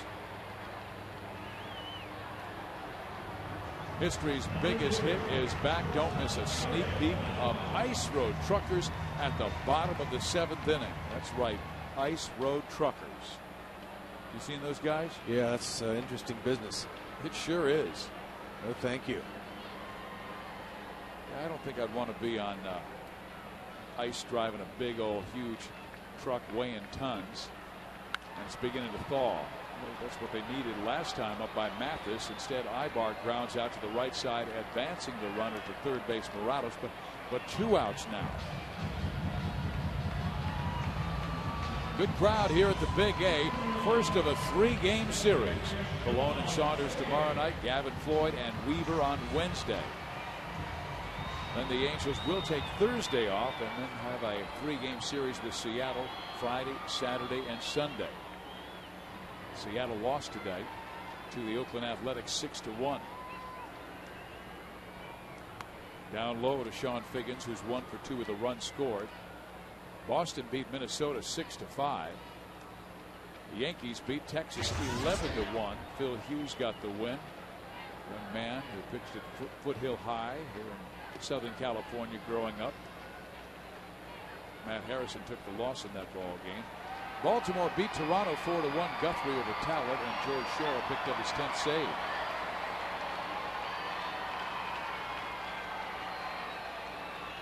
Twins lost today, but man, they've got a lot of guys hurt. The 2-0 pitch.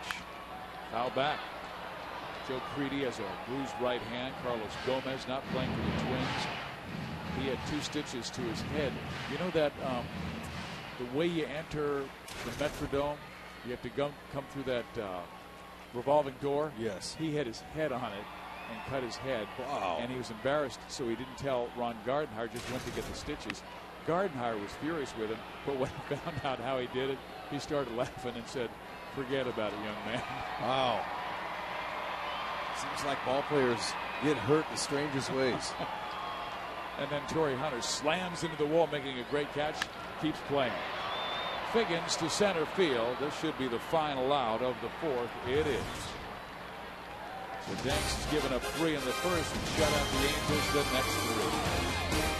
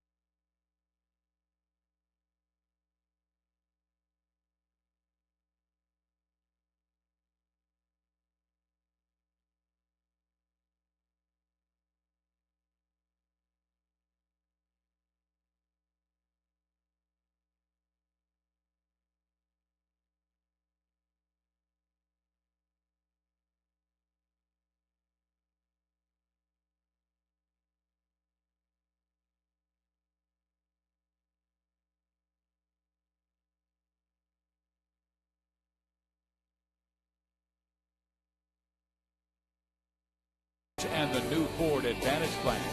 And by Jack in the Box. Right now, try the new mini sirloin burgers. They're 3 delicious burgers on toasted mini buns. Steve Iziak, Rex Hudler with you at the Big A. 13-3. White Sox have the lead on a beautiful Monday evening.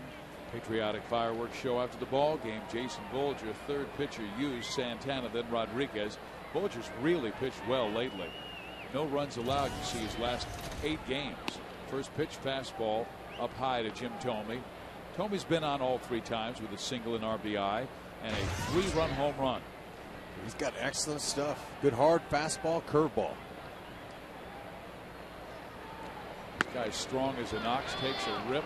1 ball, 1 strike. And Bolger brought it at 91. Jason, big, strong guy, 6'4", 210 pounds, out of the state of Georgia.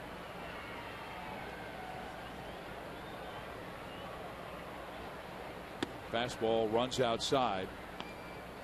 And he was really new to pitching when he was an amateur. He mainly played third base and he would pitch occasionally. So that's why he feels like his arm is fresh, but he's still learning his craft at the age of 30. There's good changeup. And Thome swings and misses, and the count is 2-2.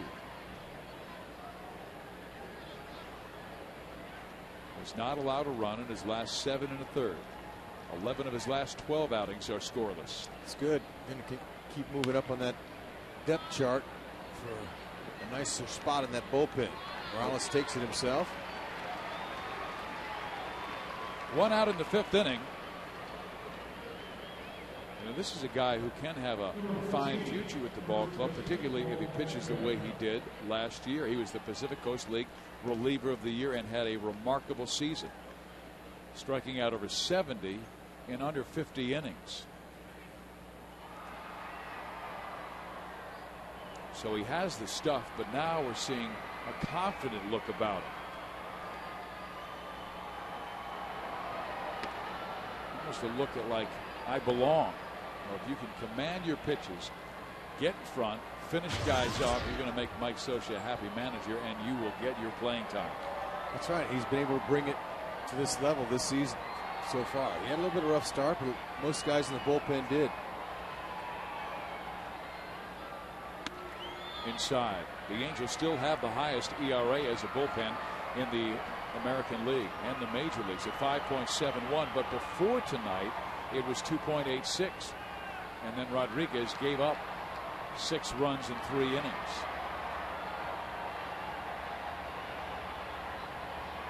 Two-0 to Konerko.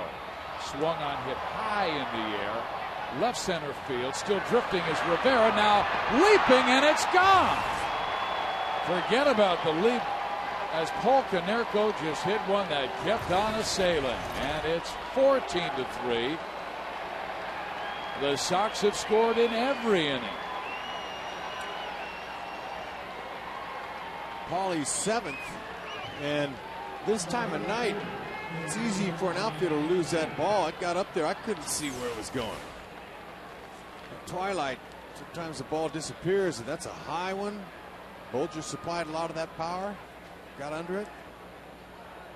Konerko wasn't sure it was going out. Now that leaves just Josh Fields, the only hitter in that lineup without a hit. Popped up behind home plate. Mathis will take care of Brian Anderson. Angels fans, Fox Sports West is now on Facebook. Join us for team updates, breaking news, and video. How about that, you little baby? We're in a White Sox blanket. I hope that's not what they're doing. Maybe he's A.J. Brzezinski's child. Wow. I don't know if they made the Just trip. kidding. A.J.'s coming up. I don't know if they made the trip. This is the most runs the Sox have scored this year. They did give up 20 last Thursday in a 21 loss to Minnesota.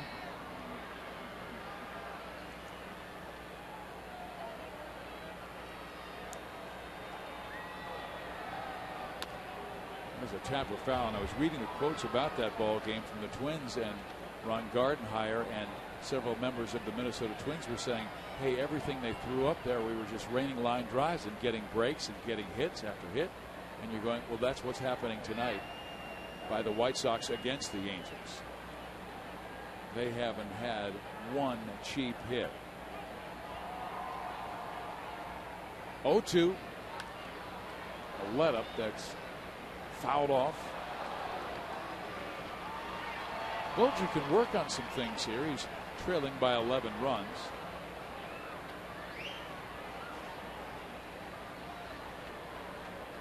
He had a terrific game against the White Sox last year in Chicago when he shut them out for 4 innings. Oh, man, that was a wicked breaking ball, and he strikes out Pierzynski. We head to the bottom of the 5th inning. The Angels trailing by a lot.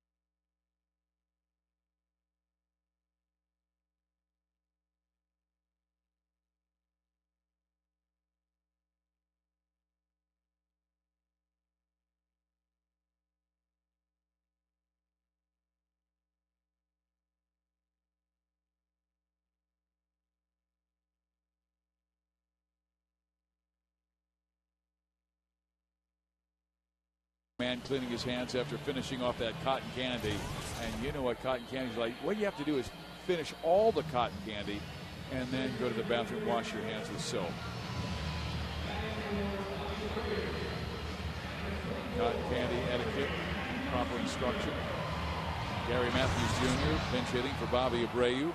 Bobby walked twice, but Mike Scioscia saying, looks like the White Sox might be pulling away from us, so let's give Bobby a little rest, as the Angels have 3 this week, then finally get a day off on Thursday. They were playing every single day on that road trip in Texas, then Seattle, then Dodger Stadium.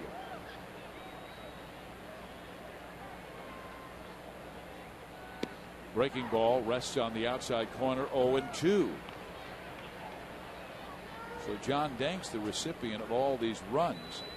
They gave him 7 in his last start, and he beat Minnesota 7-4. High. It's been effectively wild.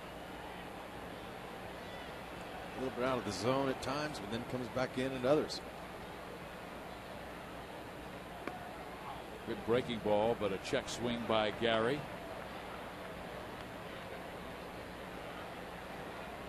Vlad Guerrero to follow, then Torrey Hunter.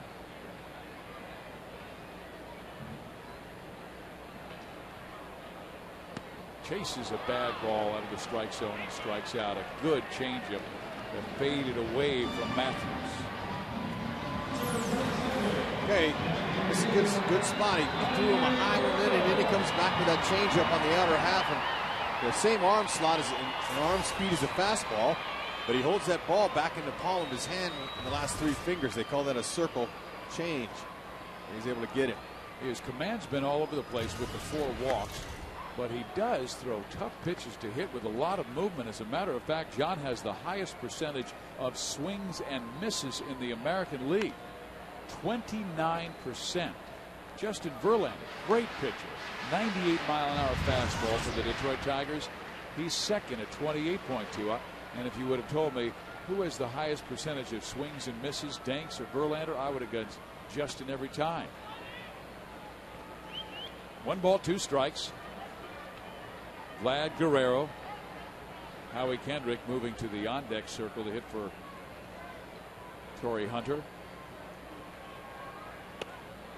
Changeup swung on and missed, so the changeup's really working tonight. That's 4 Ks. And our Jack in the Box outside the box is about Mr. Hunter and the last couple of days he's had.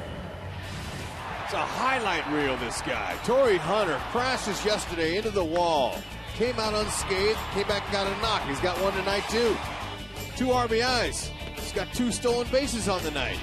You can't hurt Superman. This guy's tough, and that's outside the box. Howie Kendrick with a high fly ball, center field, Brian Anderson, and a quick and easy, the easiest inning for Danks of the night. He has a 14-3 lead over the Angels.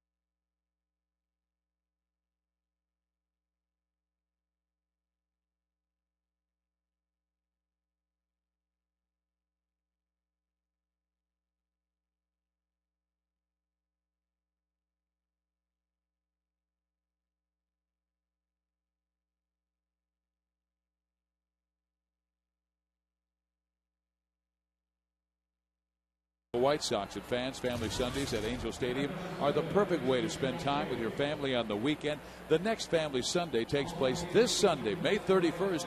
Angels against Seattle. Tickets for this game are now available for $10 in the entire 500 view level when using the password FASTBALL at the Angel Stadium ticket window or angelsbaseball.com. The Angels putting together great specials this year. They recognize that the economy has really hit hard, and they're trying to help out their fans. There's a line drive base hit to left field. What new? That's base hit number 18 for Chicago. And now every hitter in the lineup's got a knock for the White Sox. Fields was the last one. A host of changes for the Angels. Gary Matthews Jr. in center field. Rob Quinlan moves to left. Howie Kendrick stays in the ball game to play second base. Meister Turris comes in. Good to see him back and healthy, playing third. And Juan Rivera moves from left to right. Yep, you knew it was going to happen sooner or later with a blowout like this to get some of those guys off their feet for some well-deserved time off. Especially Hunter in center. Abreu's been nursing a sore toe.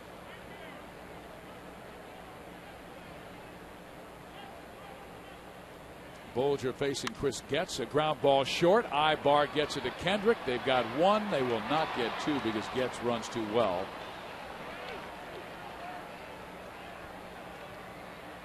Yeah, he can get down that line. It's our first real look at Chris Getz. We did not see him last year. He is a top prospect out of the University of Michigan, but my goodness, he was flying down that line. They double up Tomey. They're not going to double up that man. Chris Getz, he's at first base. And the batter is Scott Pusednik, who's 3 for 4, running up in that batter's box. Strike one. No American League team has ever scored in all 9 innings of a game. 3 National League teams have done it since 1900. Sox have scored in every inning. Well, that's amazing, too. So far, they have. The Angels did that last year and then were interrupted in the 6th inning. But they didn't have 14 after 5.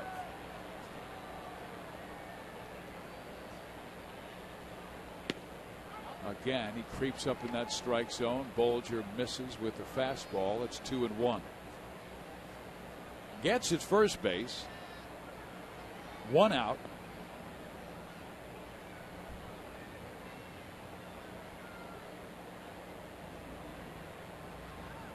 A lot of big scores today. Detroit blasted Kansas City 13-1.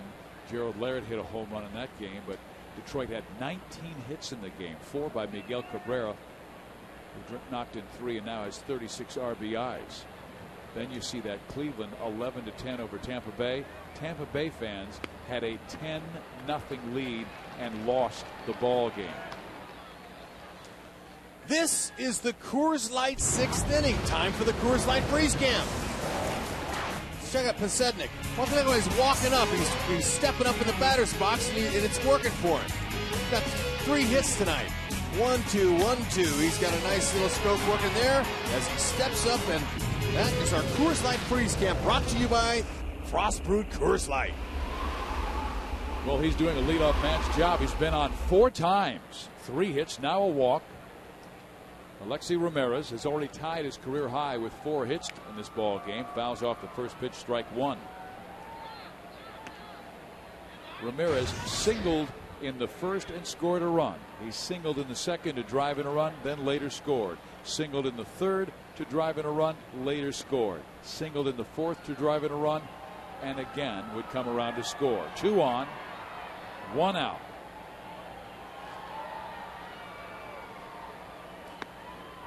There's that bender in there because Alexi was kind of backing away, and it found the outside corner. 0-2.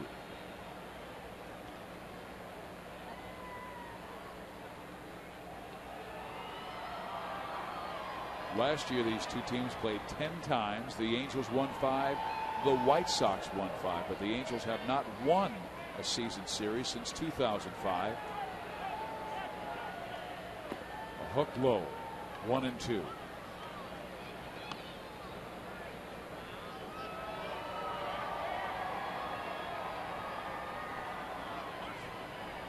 Chicago wearing their black helmets, but when they take the field, they're wearing the red caps, much like the Angels. And every single major league team wearing the red caps today to honor those who have lost their lives in wars, representing and serving our nation. Fouled off. They're the White Sox red hats today. In 2000, Congress passed a resolution calling for a national moment of remembrance. A suggestion that at 3 o'clock local time on Memorial Day, every American should pause for 1 minute to pay respect to those who died for our country. And our President Barack Obama asked that today. And it is amazing what happened at 3 o'clock this afternoon across our nation. Popped up, foul back and out of play. Our producer Jeff Kibler was telling me at the Coca-Cola 600 in North Carolina today, they were running the race wrecks, and then at 3 p.m. they threw out the yellow flag. Every single car lined up, stopped, turned off their engines. Hundreds of thousands of people in the stadium all got silent at 1 minute of remembrance for those who served our nation. That's awesome, isn't it? Way to go. Just think about it. We have freedom here, but it wasn't free. It cost a lot of lives.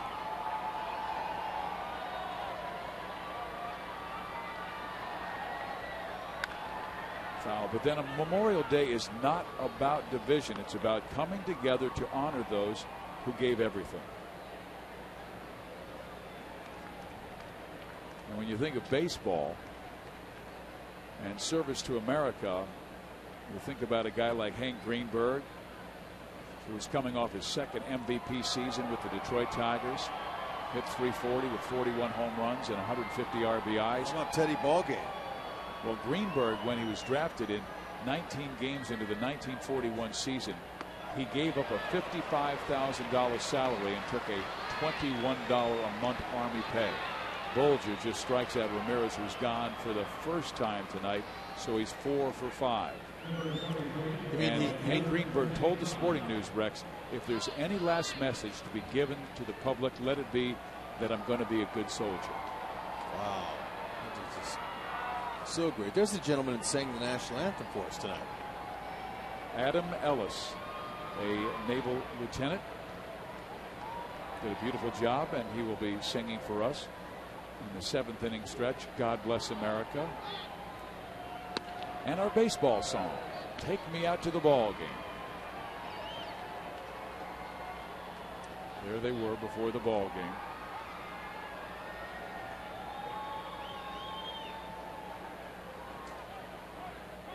Ellis did a great job singing the national anthem. Here's Jermaine Dye. He's driven in 4 runs today. But Hank Greenberg, he served his first time until he was discharged on December 5th, 1941. 2 days later, Pearl Harbor was bombed. 2 days after that, Hank Greenberg re-enlisted. He missed some major years. Ted Williams, who you're talking about, missed about 4.5, 5 years of service in baseball. There's a ground ball third. And there's a long throw by Meister. It's Turris, and he just does get Jermaine Dye. So for the first time tonight, the Chicago White Sox do not score in an inning.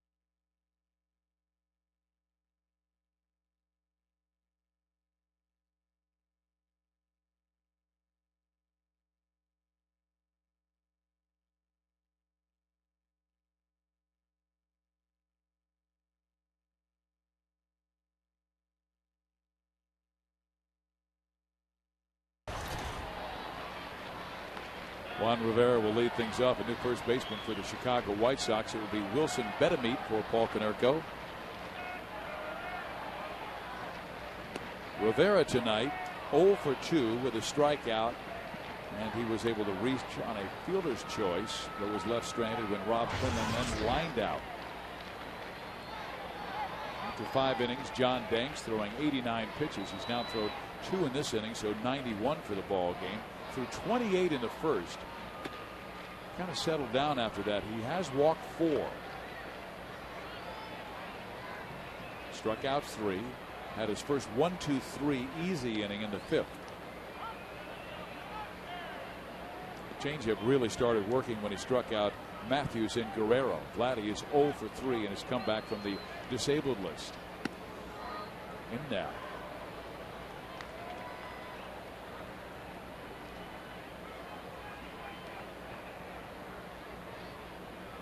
Tomorrow night, Bartolo Colon against Joe Saunders.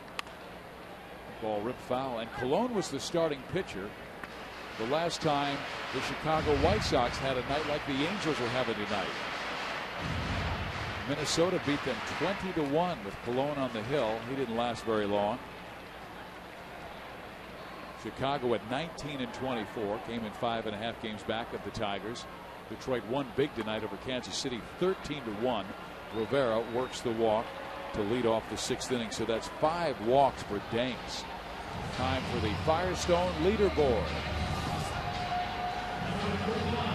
Mickey Hatcher, he runs the offense, the hitting instructor, and the Toronto Blue Jays have the higher team batting average than the Angels.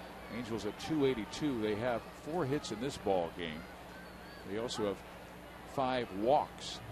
And the one Mickey Hatcher told me before the ball game, when I told him Chad Billingsley's comment in the newspaper this morning in the Los Angeles Times, and Billingsley said he was impressed with the way he got to 2 strikes and could not finish off the halos. And Mickey said that's what we want to do. You know, be able to take that tough pitch that's a breaking ball that's not going to finish in the strike zone and put ourselves back in better counts.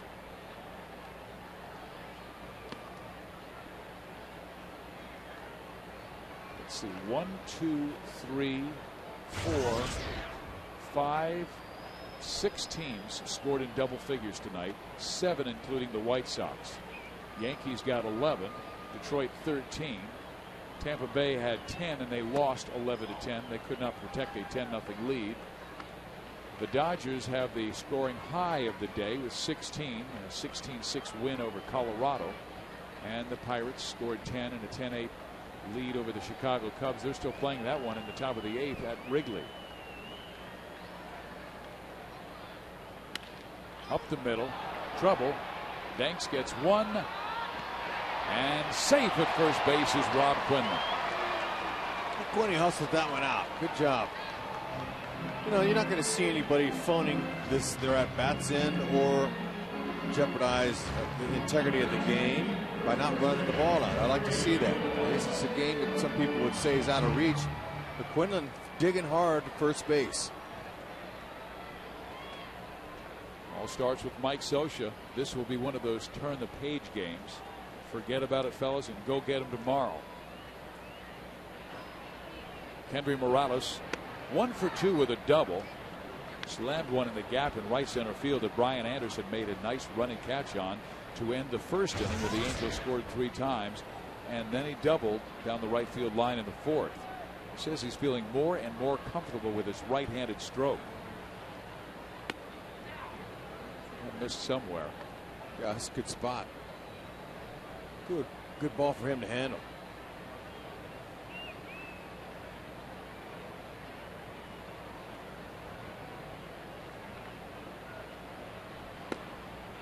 We always hear about the difference in character of the athletes today. Rex, what would happen if our nation was at war like they were in World War II and so many ball players had to serve their country? You would hope that they would serve like the other ones did, but it would be a lot more different. Shot down the line. There were 5,800 players in the majors and minors at the time of Pearl Harbor, December 7, 1941. And according to a 1945 New York Times story, 5,400 of them ended up in the service. I don't see that happening today. Maybe not today, but it depends on the situation. At that time, we were at war in Europe and also the Pacific Theater. Right.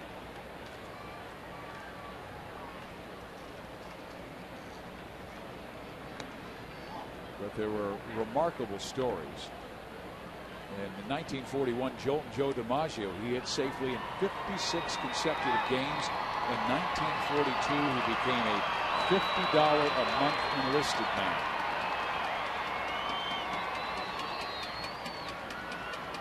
Danks with the pitch. Morales with a swing to right field and deep. Back goes Dye to run it down, and Quinlan has to return to first base. But another good quality at bat by Kendry Morales. Shot that ball out there nicely. As he gets more and more comfortable with his game and also understanding the pitchers around baseball, I think we're going to see a guy who can hit 300 in this league and hit 20 to 25 home runs and drive in 100. Sure, Mike Scioscia wouldn't disagree with you. I can see him hitting 5th in this lineup. Angels really like the top of the order now, and certainly they've had a rough game tonight, but with Figgins and Bobby Abreu, 2 on-base percentage guys, and then Guerrero and Hunter, who likely will go 3 and 4, or you can even flip-flop those guys. You could put Morales there, a tough switch hitter, both sides of the plate.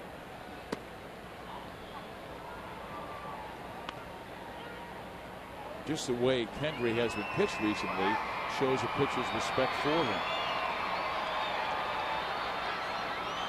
Yeah, there's no secret about Morales, even though there's some teams that haven't seen him.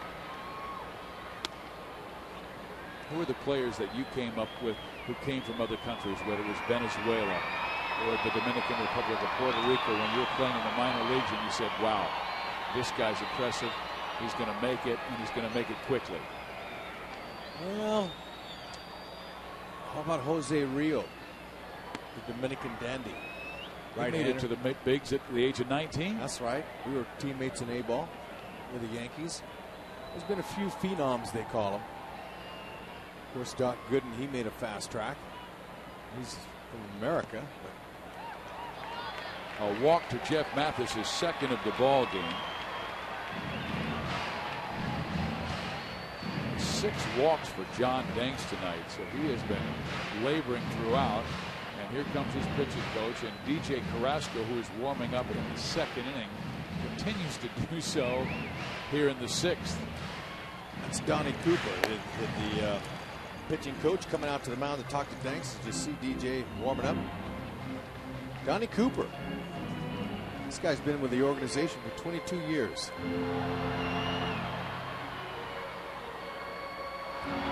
Been in the big leagues since '02. He really has done a nice job because he was part of that organization that had those great starting pitchers in 2005 when the White Sox had that brilliant postseason going 11-1 with a 2.55 earned run average. It was the first time since the 1927 Yanks that a team led wire to wire and swept the World Series. The Sox, their first title since 1917.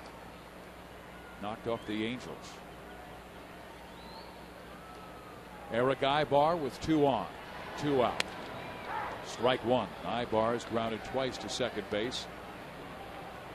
0 for 2. Yeah, Danks has to be just about it. About the end of his rope. 111 pitches.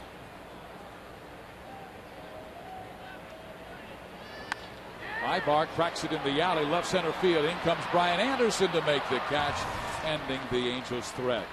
So Danks walking that fine line, and at the Big A, it's been nothing but trouble tonight from the Sox.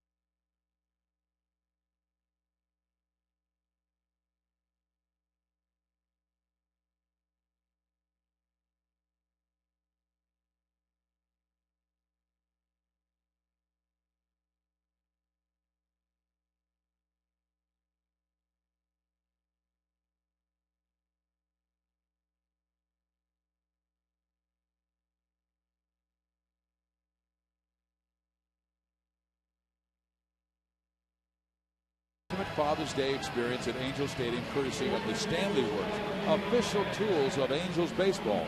Enter at Ganal Lumber Stores by June 12th. No purchase necessary.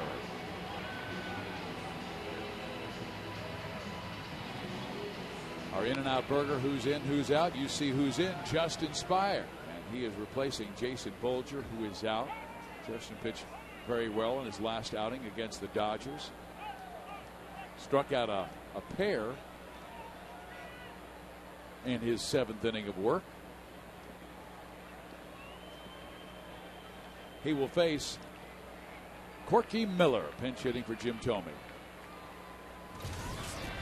First pitch swung on, skied in the air, foul, out of play for a strike. So Thome leaves after driving in 4 runs with a single and a 3-run home run with a walk and a ground out. Corky Miller, 33 years old, from the state of California, grew up in Yucaipa. 0-2. He was with the Atlanta Braves last year.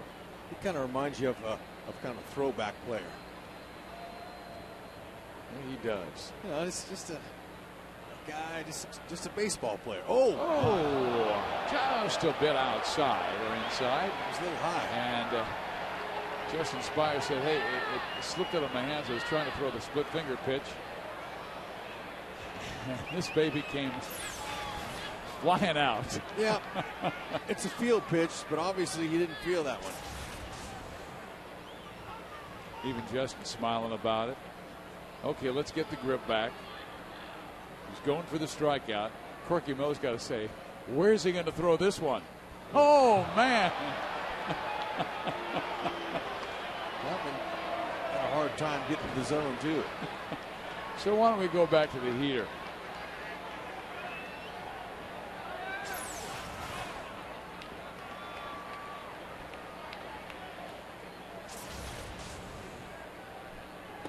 Just missing outside. Fans should know that the Navy SEAL who threw out the first pitch threw a better strike than Justin Spire did on those 2 pitches. And there is strike 3, and then he nails one at 91 miles an hour on the outside corner. Kind of shook him up. That was what you'd call perfect. That's paint. That's paint right there. He's painting the corner, Fizz. That's brought to you by Howard's. Is that what you call effectively wild? Could be. Had him messed up.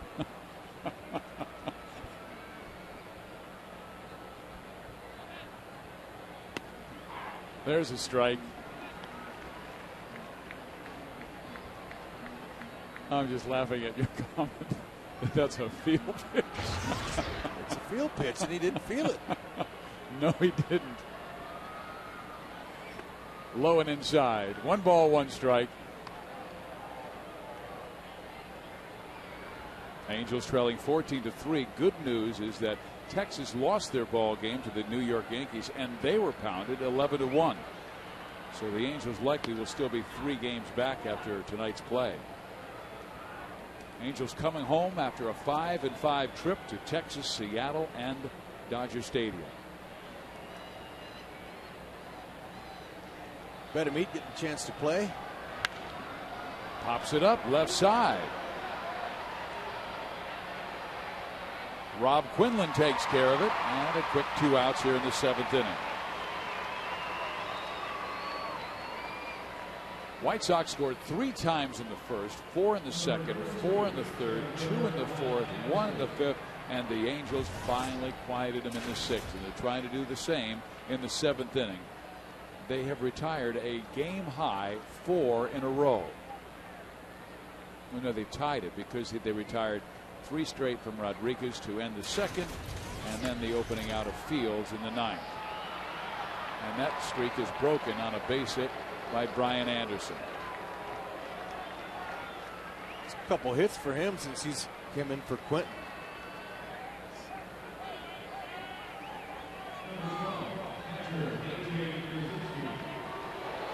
Justin Spire, and he is the young man who should be pitching on Memorial Day, because Justin Spire, when he graduated from high school, served in the U.S. Marines. Said he had a lot of growing up to do. He wanted a challenge. And he said he got one with the U.S. Marines.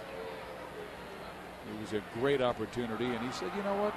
It was kind of tough growing up on his parents. And it was his decision that I need to grow up and maybe the Marines will help me. And they sure did.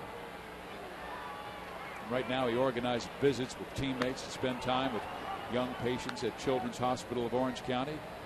I've seen him get guys together and take them over there. He was a U.S. Marine Corps reservist from 91 through 95.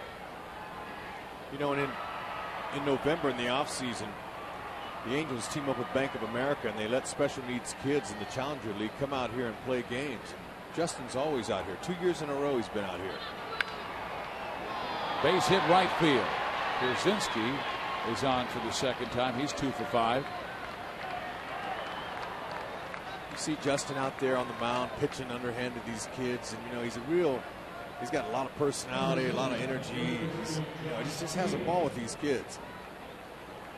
So what guys do on their spare time is valuable to the community that they serve. Well, he was the Angels recipient for the 2008 Roberto Clemente Award. Spire was one of 30 Major League Club nominees for the National 2008 Clemente Award, which is given annually to the player who combines outstanding skills on the baseball field with devoted work in the community. And he has no problem with it. He will be one of the ringleaders to get guys together to go over to Chalk Hospital and visit kids. That ball struck to right center field. Long run for Gary Matthews. Will it get there? No, it's off the wall. In comes one more. And two. Kendrick's throw to the plate. Not in time. Chicago takes a 16-3 lead.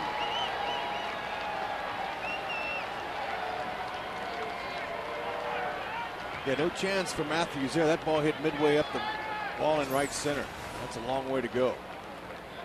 He reached down. See, his weight was out of the plate. He drove through the ball. Stayed through it.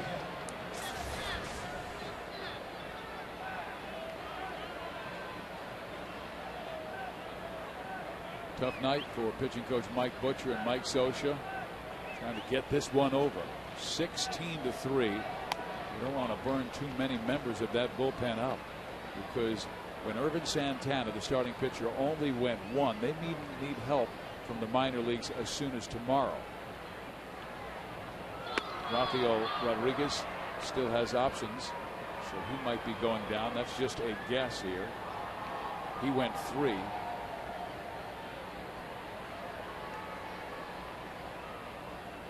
Chris Getz is 2 for 4.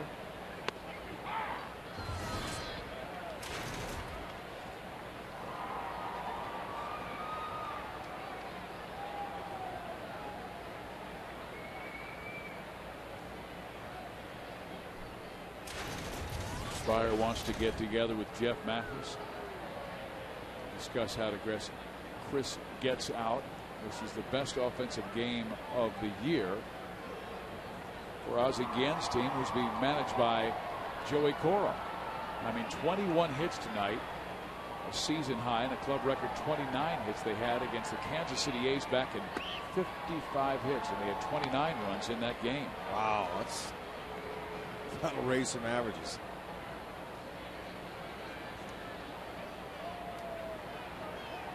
That was the first or second year for the Athletics in Kansas City. And there is ball 4. So Spire got the first 2 outs very quickly, striking out Corky Miller, getting the next batter to pop up to left field. But Anderson singled, Pierzynski singled, and Fields doubled.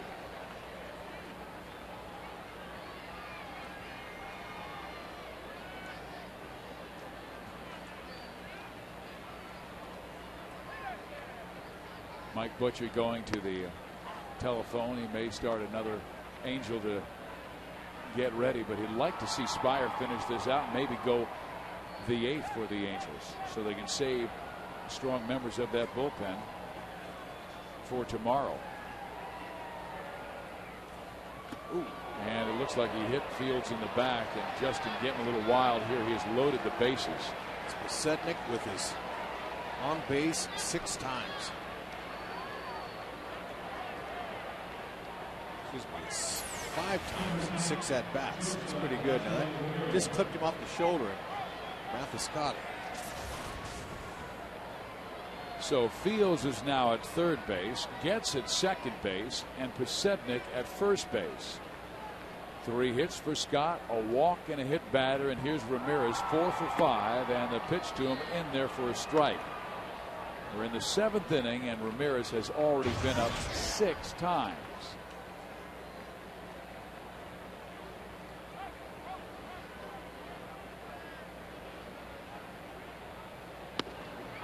At the knees, maybe Gary Cederstrom's strike zone will expand a bit.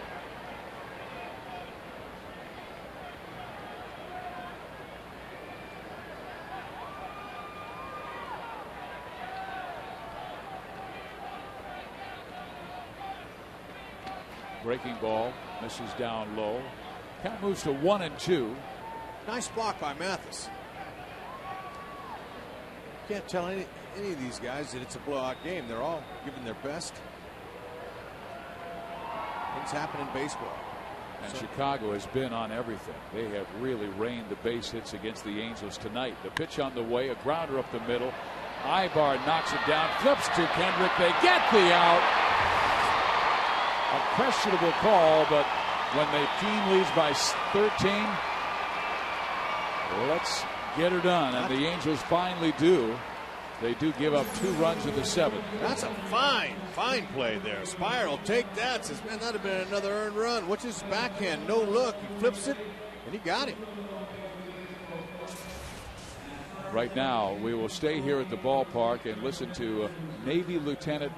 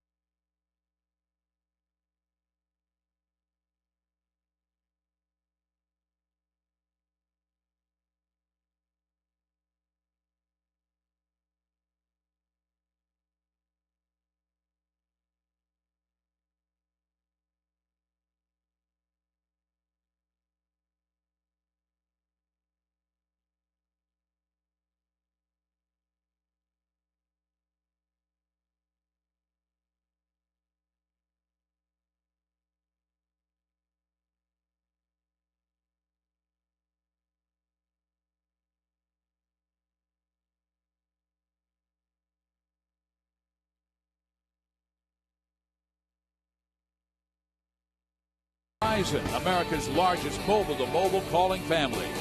And by Quikrete. For affordable home improvement projects, visit Quikrete.com.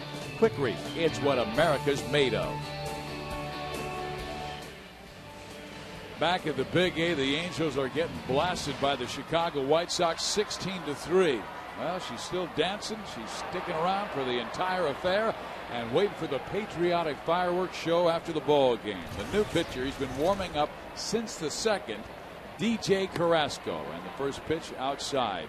DJ, we have an unofficial estimated total of warm-up pitches, 391. I don't know about that, but he should be good and loose. He's a big guy, 6'3", 220 from Sanford, Arizona. Went to Pima Community College. He's going to sink his fastball in the low to mid 90s. A slider and a changeup to Meiser, who's batting for the first time tonight. And he's really pitched well recently. Owns a 1.69 ERA his last 14 appearances.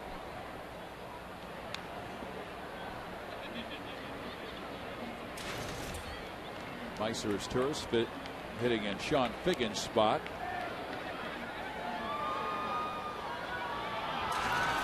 Yeah, you know, DJ, he's able to pitch in several different roles for Ozzie Guillen, and that makes a valuable pitcher. Fouled off left side. Yeah, because he's been a starter in the past. We remember doing a game at Kauffman Stadium when DJ Carrasco was starting for the Kansas City Royals, but this is more of his role.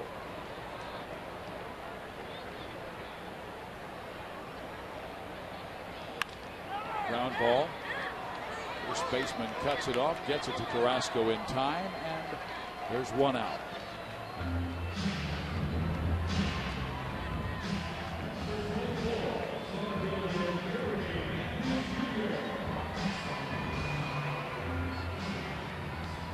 Good crowd on hand here at the Big A. They've got a very patriotic fireworks show for you after the ball game. And of course, on Friday nights, another great fireworks show for you when the Seattle Mariners come to town. And getting a lift back to her chair.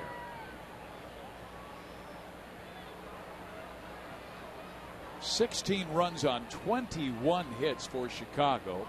The Angels with 3 runs on just 4 hits. Gary Matthews Jr. will come up for the second time. Struck out swinging on a great changeup by John Danks back in the 5th inning. Fish, you know, you were running down some of our greatest players back in the day that gave the service time, but I need to hear you talk about Teddy Ballgame a little bit. Ted Williams, that's a great story. Well, you know, you consider a guy who hit 521 home runs in his career, and had he gotten back those 4.5, 5 years that he had to serve military time, we might be talking about Barry Bonds having to chase Mr. Williams for the home run record. Matthews will ground out here. There's 2 gone. That's a long time to give up in your prime. In 1942, following a Triple Crown season, Williams won the batting title, home run title, RBI title. He enlisted in the Navy and served as a flight instructor. And then in 1952, he went to Korea. He was 33 years old. He was hitting 400 reps. He completed 39 combat missions, was hit by anti-aircraft fire 3 times, and had to crash land his plane once. He also shot down more than 5, which makes him an ace when you're a pilot. That's unbelievable.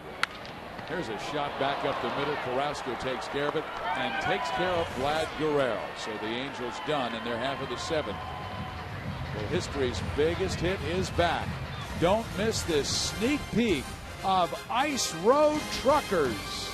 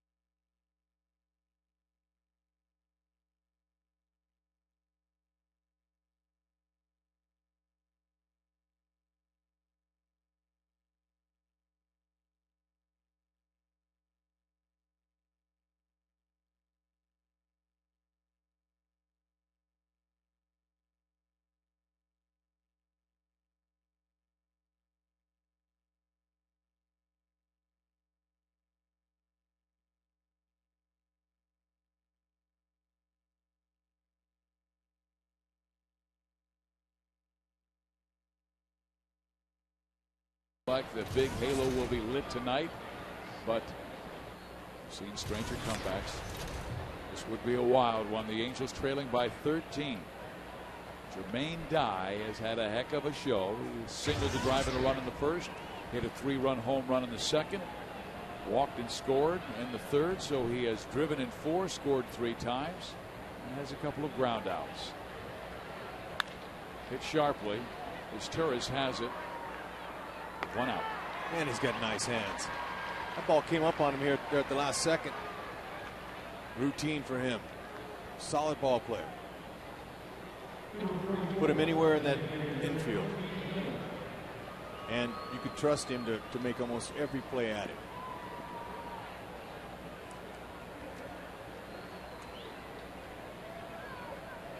Spire delivers strike 1 to Corky Miller. Batting for the second time, Spire started out his work in the 7th inning against Corky and struck him out looking. Next batter popped up. Brian Anderson singled, A.J. Pierzynski singled, Josh Field doubled, then gets walked.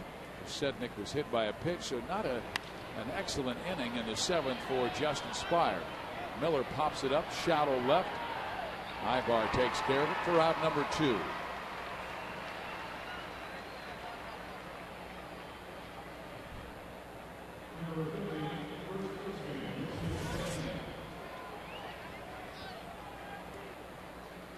Wilson Betemit batting for the second time. He popped up in that 7th inning. Angels go tomorrow against the Chicago White Sox. Bartolo Colon gets the start for Chicago, a guy who won a Cy Young Award for the Angels, and then has had some arm problems since. He's pitched for the Boston Red Sox and the Chicago White Sox. That ball struck towards center field. On comes Gary, and a 1-2-3 8th inning for Justin Spire. Bottom 8 we go. Angels trail by 12 plus 1.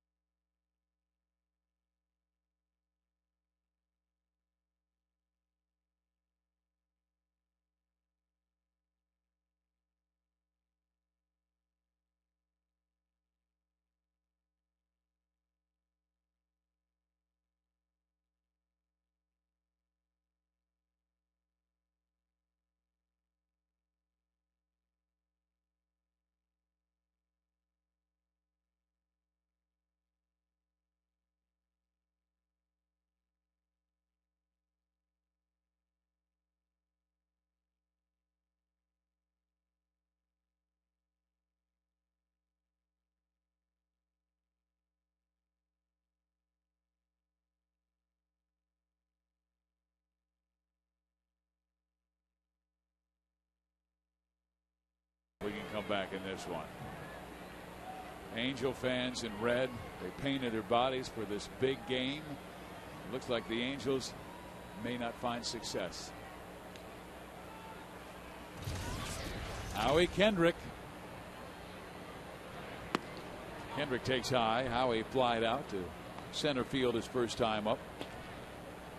He's pinch hitting for Torrey Hunter. We told you what a difficult weekend that Torrey Hunter had. Not only did he make those sensational catches and jarred himself into the wall at Dodger Stadium, and then yesterday slammed into it and stayed in the ball game and got a couple of base hits, but then he had to fly back to Pine Bluff, Arkansas for his grandmother's funeral, who passed away last week at the age of 94. Go to the funeral today and then fly back and get to the Southern California area at 3 o'clock and drive immediately to the ballpark. That's when the game got away from the Angels. Mike Scioscia took Torrey Hunter out of the game. If you're traveling and can't watch your Angels on Fox Sports West or PCOP, you can always catch the game on your computer with MLB.TV. New 2009 MLB.TV premium features, including HD quality where available and the ability to pause, fast forward, and rewind live games. For more details, visit angelsbaseball.com, where baseball is always on. Kendrick strikes out here for the first out, so he is 0 for 2. Juan Rivera has been on once with a walk. That was the last time up. Carrasco delivers, and it's fouled off.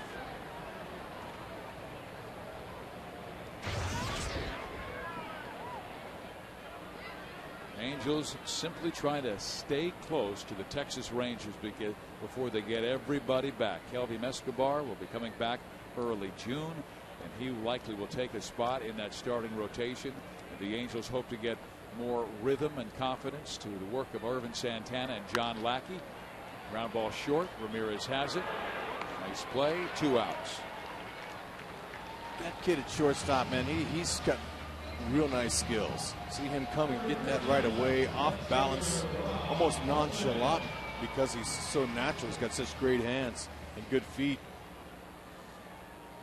I'm going to show Howard's replay. Look at him. He comes right after it. Some guys will wait back, especially if the runner's not very fast.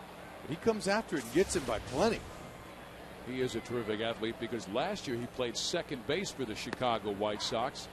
And they have a young man in the minor league system who's one of the top prospects in baseball, and he plays shortstop. I'm talking about Gordon Beckham, first-round pick from Georgia. It may not be long before we're saying his name in the bigs, and Beckham is a shortstop, so they could move Ramirez back to second base, or they could keep Alexei at short and move Beckham. A flare towards right center field. Brian Anderson will take care of it. And DJ Carrasco, 3 up, 3 down. A perfect 7th and a perfect 8th for the Chicago reliever.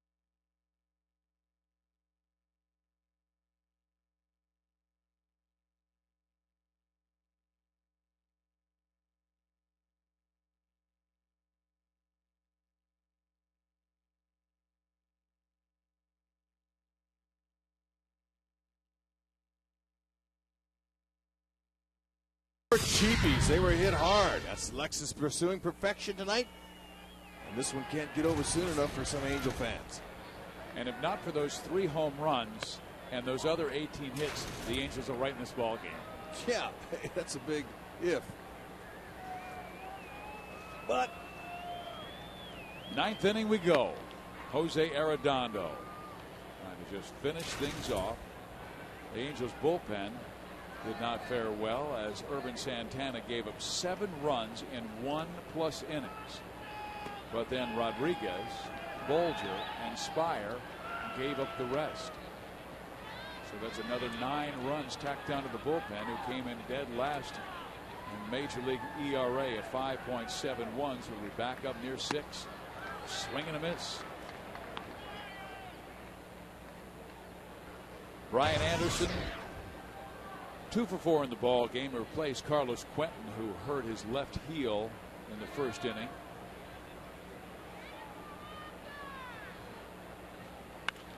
Line sharply to left field, so make it 22 hits for the Chicago White Sox tonight. Wow. So let's take a look at all the hits tonight. I don't have time to talk. Just watch.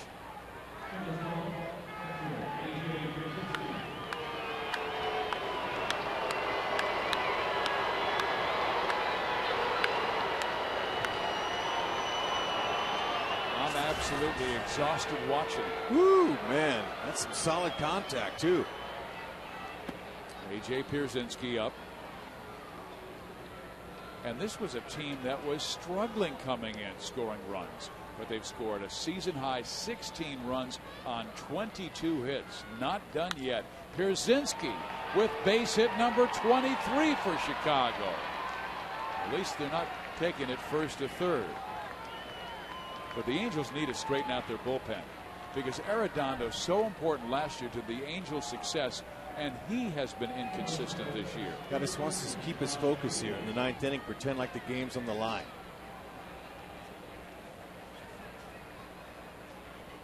Split finger and his sinker. Got to keep it down.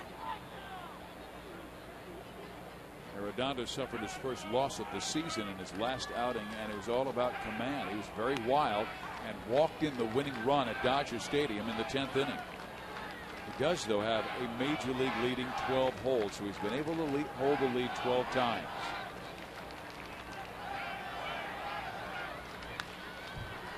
They have just been on everything. Here's Fields, who is 2 for 5 in the game with a double and 2 driven in the 7th. Well, hopefully tomorrow it'll be the Angels' turn. Bartolo Colon, he's been hit around pretty good this year.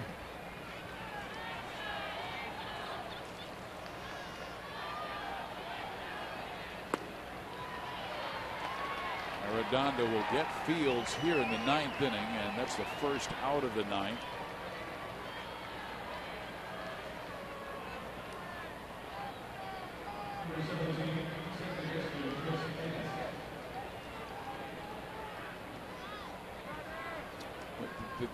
The game last week, Rex, that they lost. Here's a fly ball struck to right center field. Gary Matthews Jr. going over to make the catch for out number 2. And the game, Rex, that they lost 20-1 on Thursday, Chicago, they shut out their opponent the next game. They gave up 20 runs to Minnesota on Thursday and shut out their opponent. So that's the way this game works. Colon, he's thrown 43 innings this year, giving up 45 hits, 41 strikeouts, 14 walks, and the league's hitting 285 off of Bartolo. Podsednik is up for the 7th time. Usually when you see a guy come up 7 times, it's in 15 innings. This is in 9. He has 3 hits, a walk, a ground out. He's also been hit by a pitch.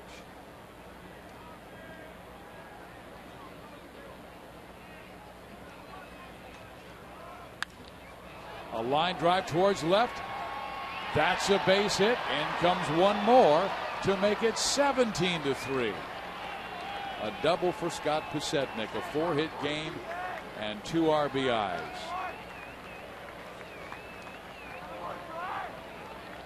Boy, he sliced that just inside. There he is. He's had some kind of walk-up success in this game. Just hit the line. Going good when that happens. Yeah, that ball is on the outer half and up, and that's what you do. You kind of just Shorten your swing, stay behind it, and go with the pitch. So the Chicago White Sox with 2 batting practices today, one at 4:45 and one at 6 o'clock.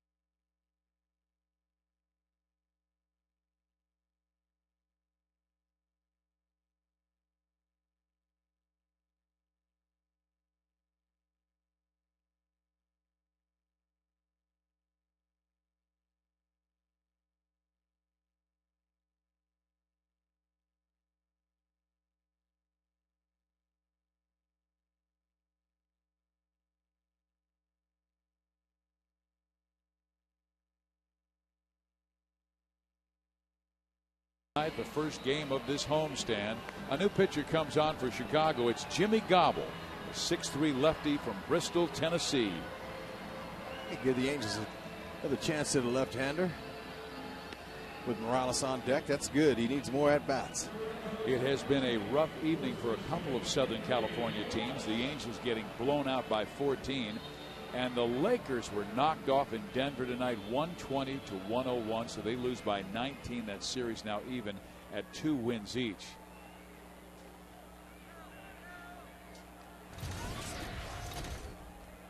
Jimmy Gobble pitched for the Kansas City Royals from 2003 through last year. Best year was in 2007 when he went 4-1 with a .302 earned run average. He'll face Kendry Morales, and Morales, with a 1-for-3 game, he's flied out to center field deep in a marvelous catch by the center fielder Brian Anderson to end the first, then doubled in the fourth and flied out to deep right field in the sixth. Chases a bad ball, strike 2. Gobble hasn't pitched a whole lot this season, just coming in 3 1/3 innings. 7 runs he's allowed in 7 hits. Not overpowering, but he's going to try to sink his fastball and curve it. 1 ball, 2 strikes. Angels again tomorrow night go at 7 o'clock. It'll be Bartolo Colon against lefty Joe Saunders. And so Saunders has been one of the terrific pitchers for the Angels this year, going 6-2. Has a fine 3.17 ERA. It was Santana's 3rd start of the year, only his 3rd. He's coming off the DL with a right elbow strain, and he only went 1 inning plus, and gave up 7 runs. Chicago on fire tonight. They were hitting the ball, squaring it up. Line drive after line drive, belted 3 home runs, have 24 hits. And they scored in all but 2 innings. The 6th and the 8th were the empty ones. Yeah, first 4 hitters all had singles.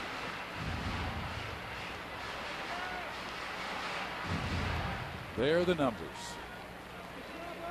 They look good on a golf card, but they don't look good. You got 17 after 9 and you're playing golf. That's pretty good. Not in baseball. That ball smacked towards left field, and backing up to Scott Podsednik, reaches up, twists around, and makes a fine catch. So Morales has hit the ball hard all 4 times, and it has only a 1-for-4 to show. It's all right. It's coming like that. Right side pop. They need that from him against lefties. Podsednik with quick speed. Good speed gets it back there. Good athletic ability makes the play. Jeff Mathis takes a swing at the first pitch, fouls it back, strike one. Jeff 0 for 1 with a pair of walks. He now has 7 walks this year. Mike Napoli given the day off, even though Napoli's been great against lefties. He's in a 1 for 16 slide. Out of play, 0-2.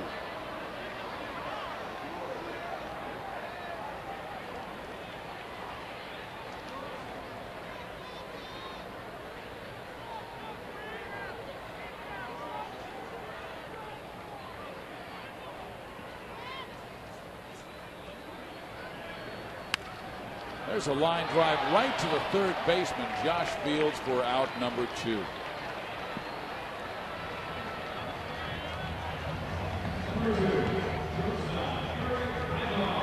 A difference in line scores for the Angels. 17 runs on 24 hits for Chicago. They've left 12. The Angels with 3 runs on only 4 hits. They've left 6.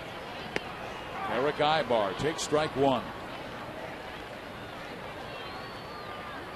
Maybe the White Sox will get it all out of themselves in this 1-ball game. Then the Angels can bump them off in the next 2 because they've got Saunders and Weaver going. Well, you know, hopefully they're keeping the ball down a little bit. Irvin hardly had a chance to get on track. Fouled off. Angels have 3 this week with the Chicago White Sox. 2 more tomorrow and the next day. With Cologne against Saunders tomorrow night. Wednesday night at 7 o'clock, Gavin Floyd against Jared Weaver. And fans, there are some great deals available. And you've got to see a quality pitcher like Weaver throw on Wednesday.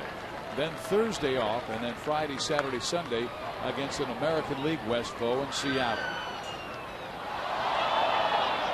Rangers lost tonight, and how. They were blasted by the Yankees 11-1. Joey Cora, he will see the skipper Ozzie Guillen return tomorrow after he had to go back to Venezuela. Illness in the family.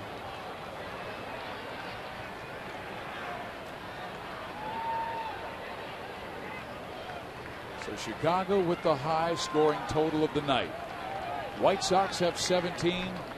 The Dodgers had 16 in a 10-run win over the Rockies today.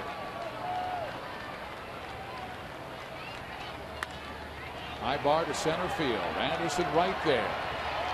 And finally, this game is history. Not a good one for the Angels, but it is just one. That's right, but the positive is Sean Figgins, he kept his hit streak alive at 13 games. That's a positive. Torrey got 2 RBIs on a single. There you go. And John Danks, the winning pitcher, he moves his record to 4-3 with the victory. Home runs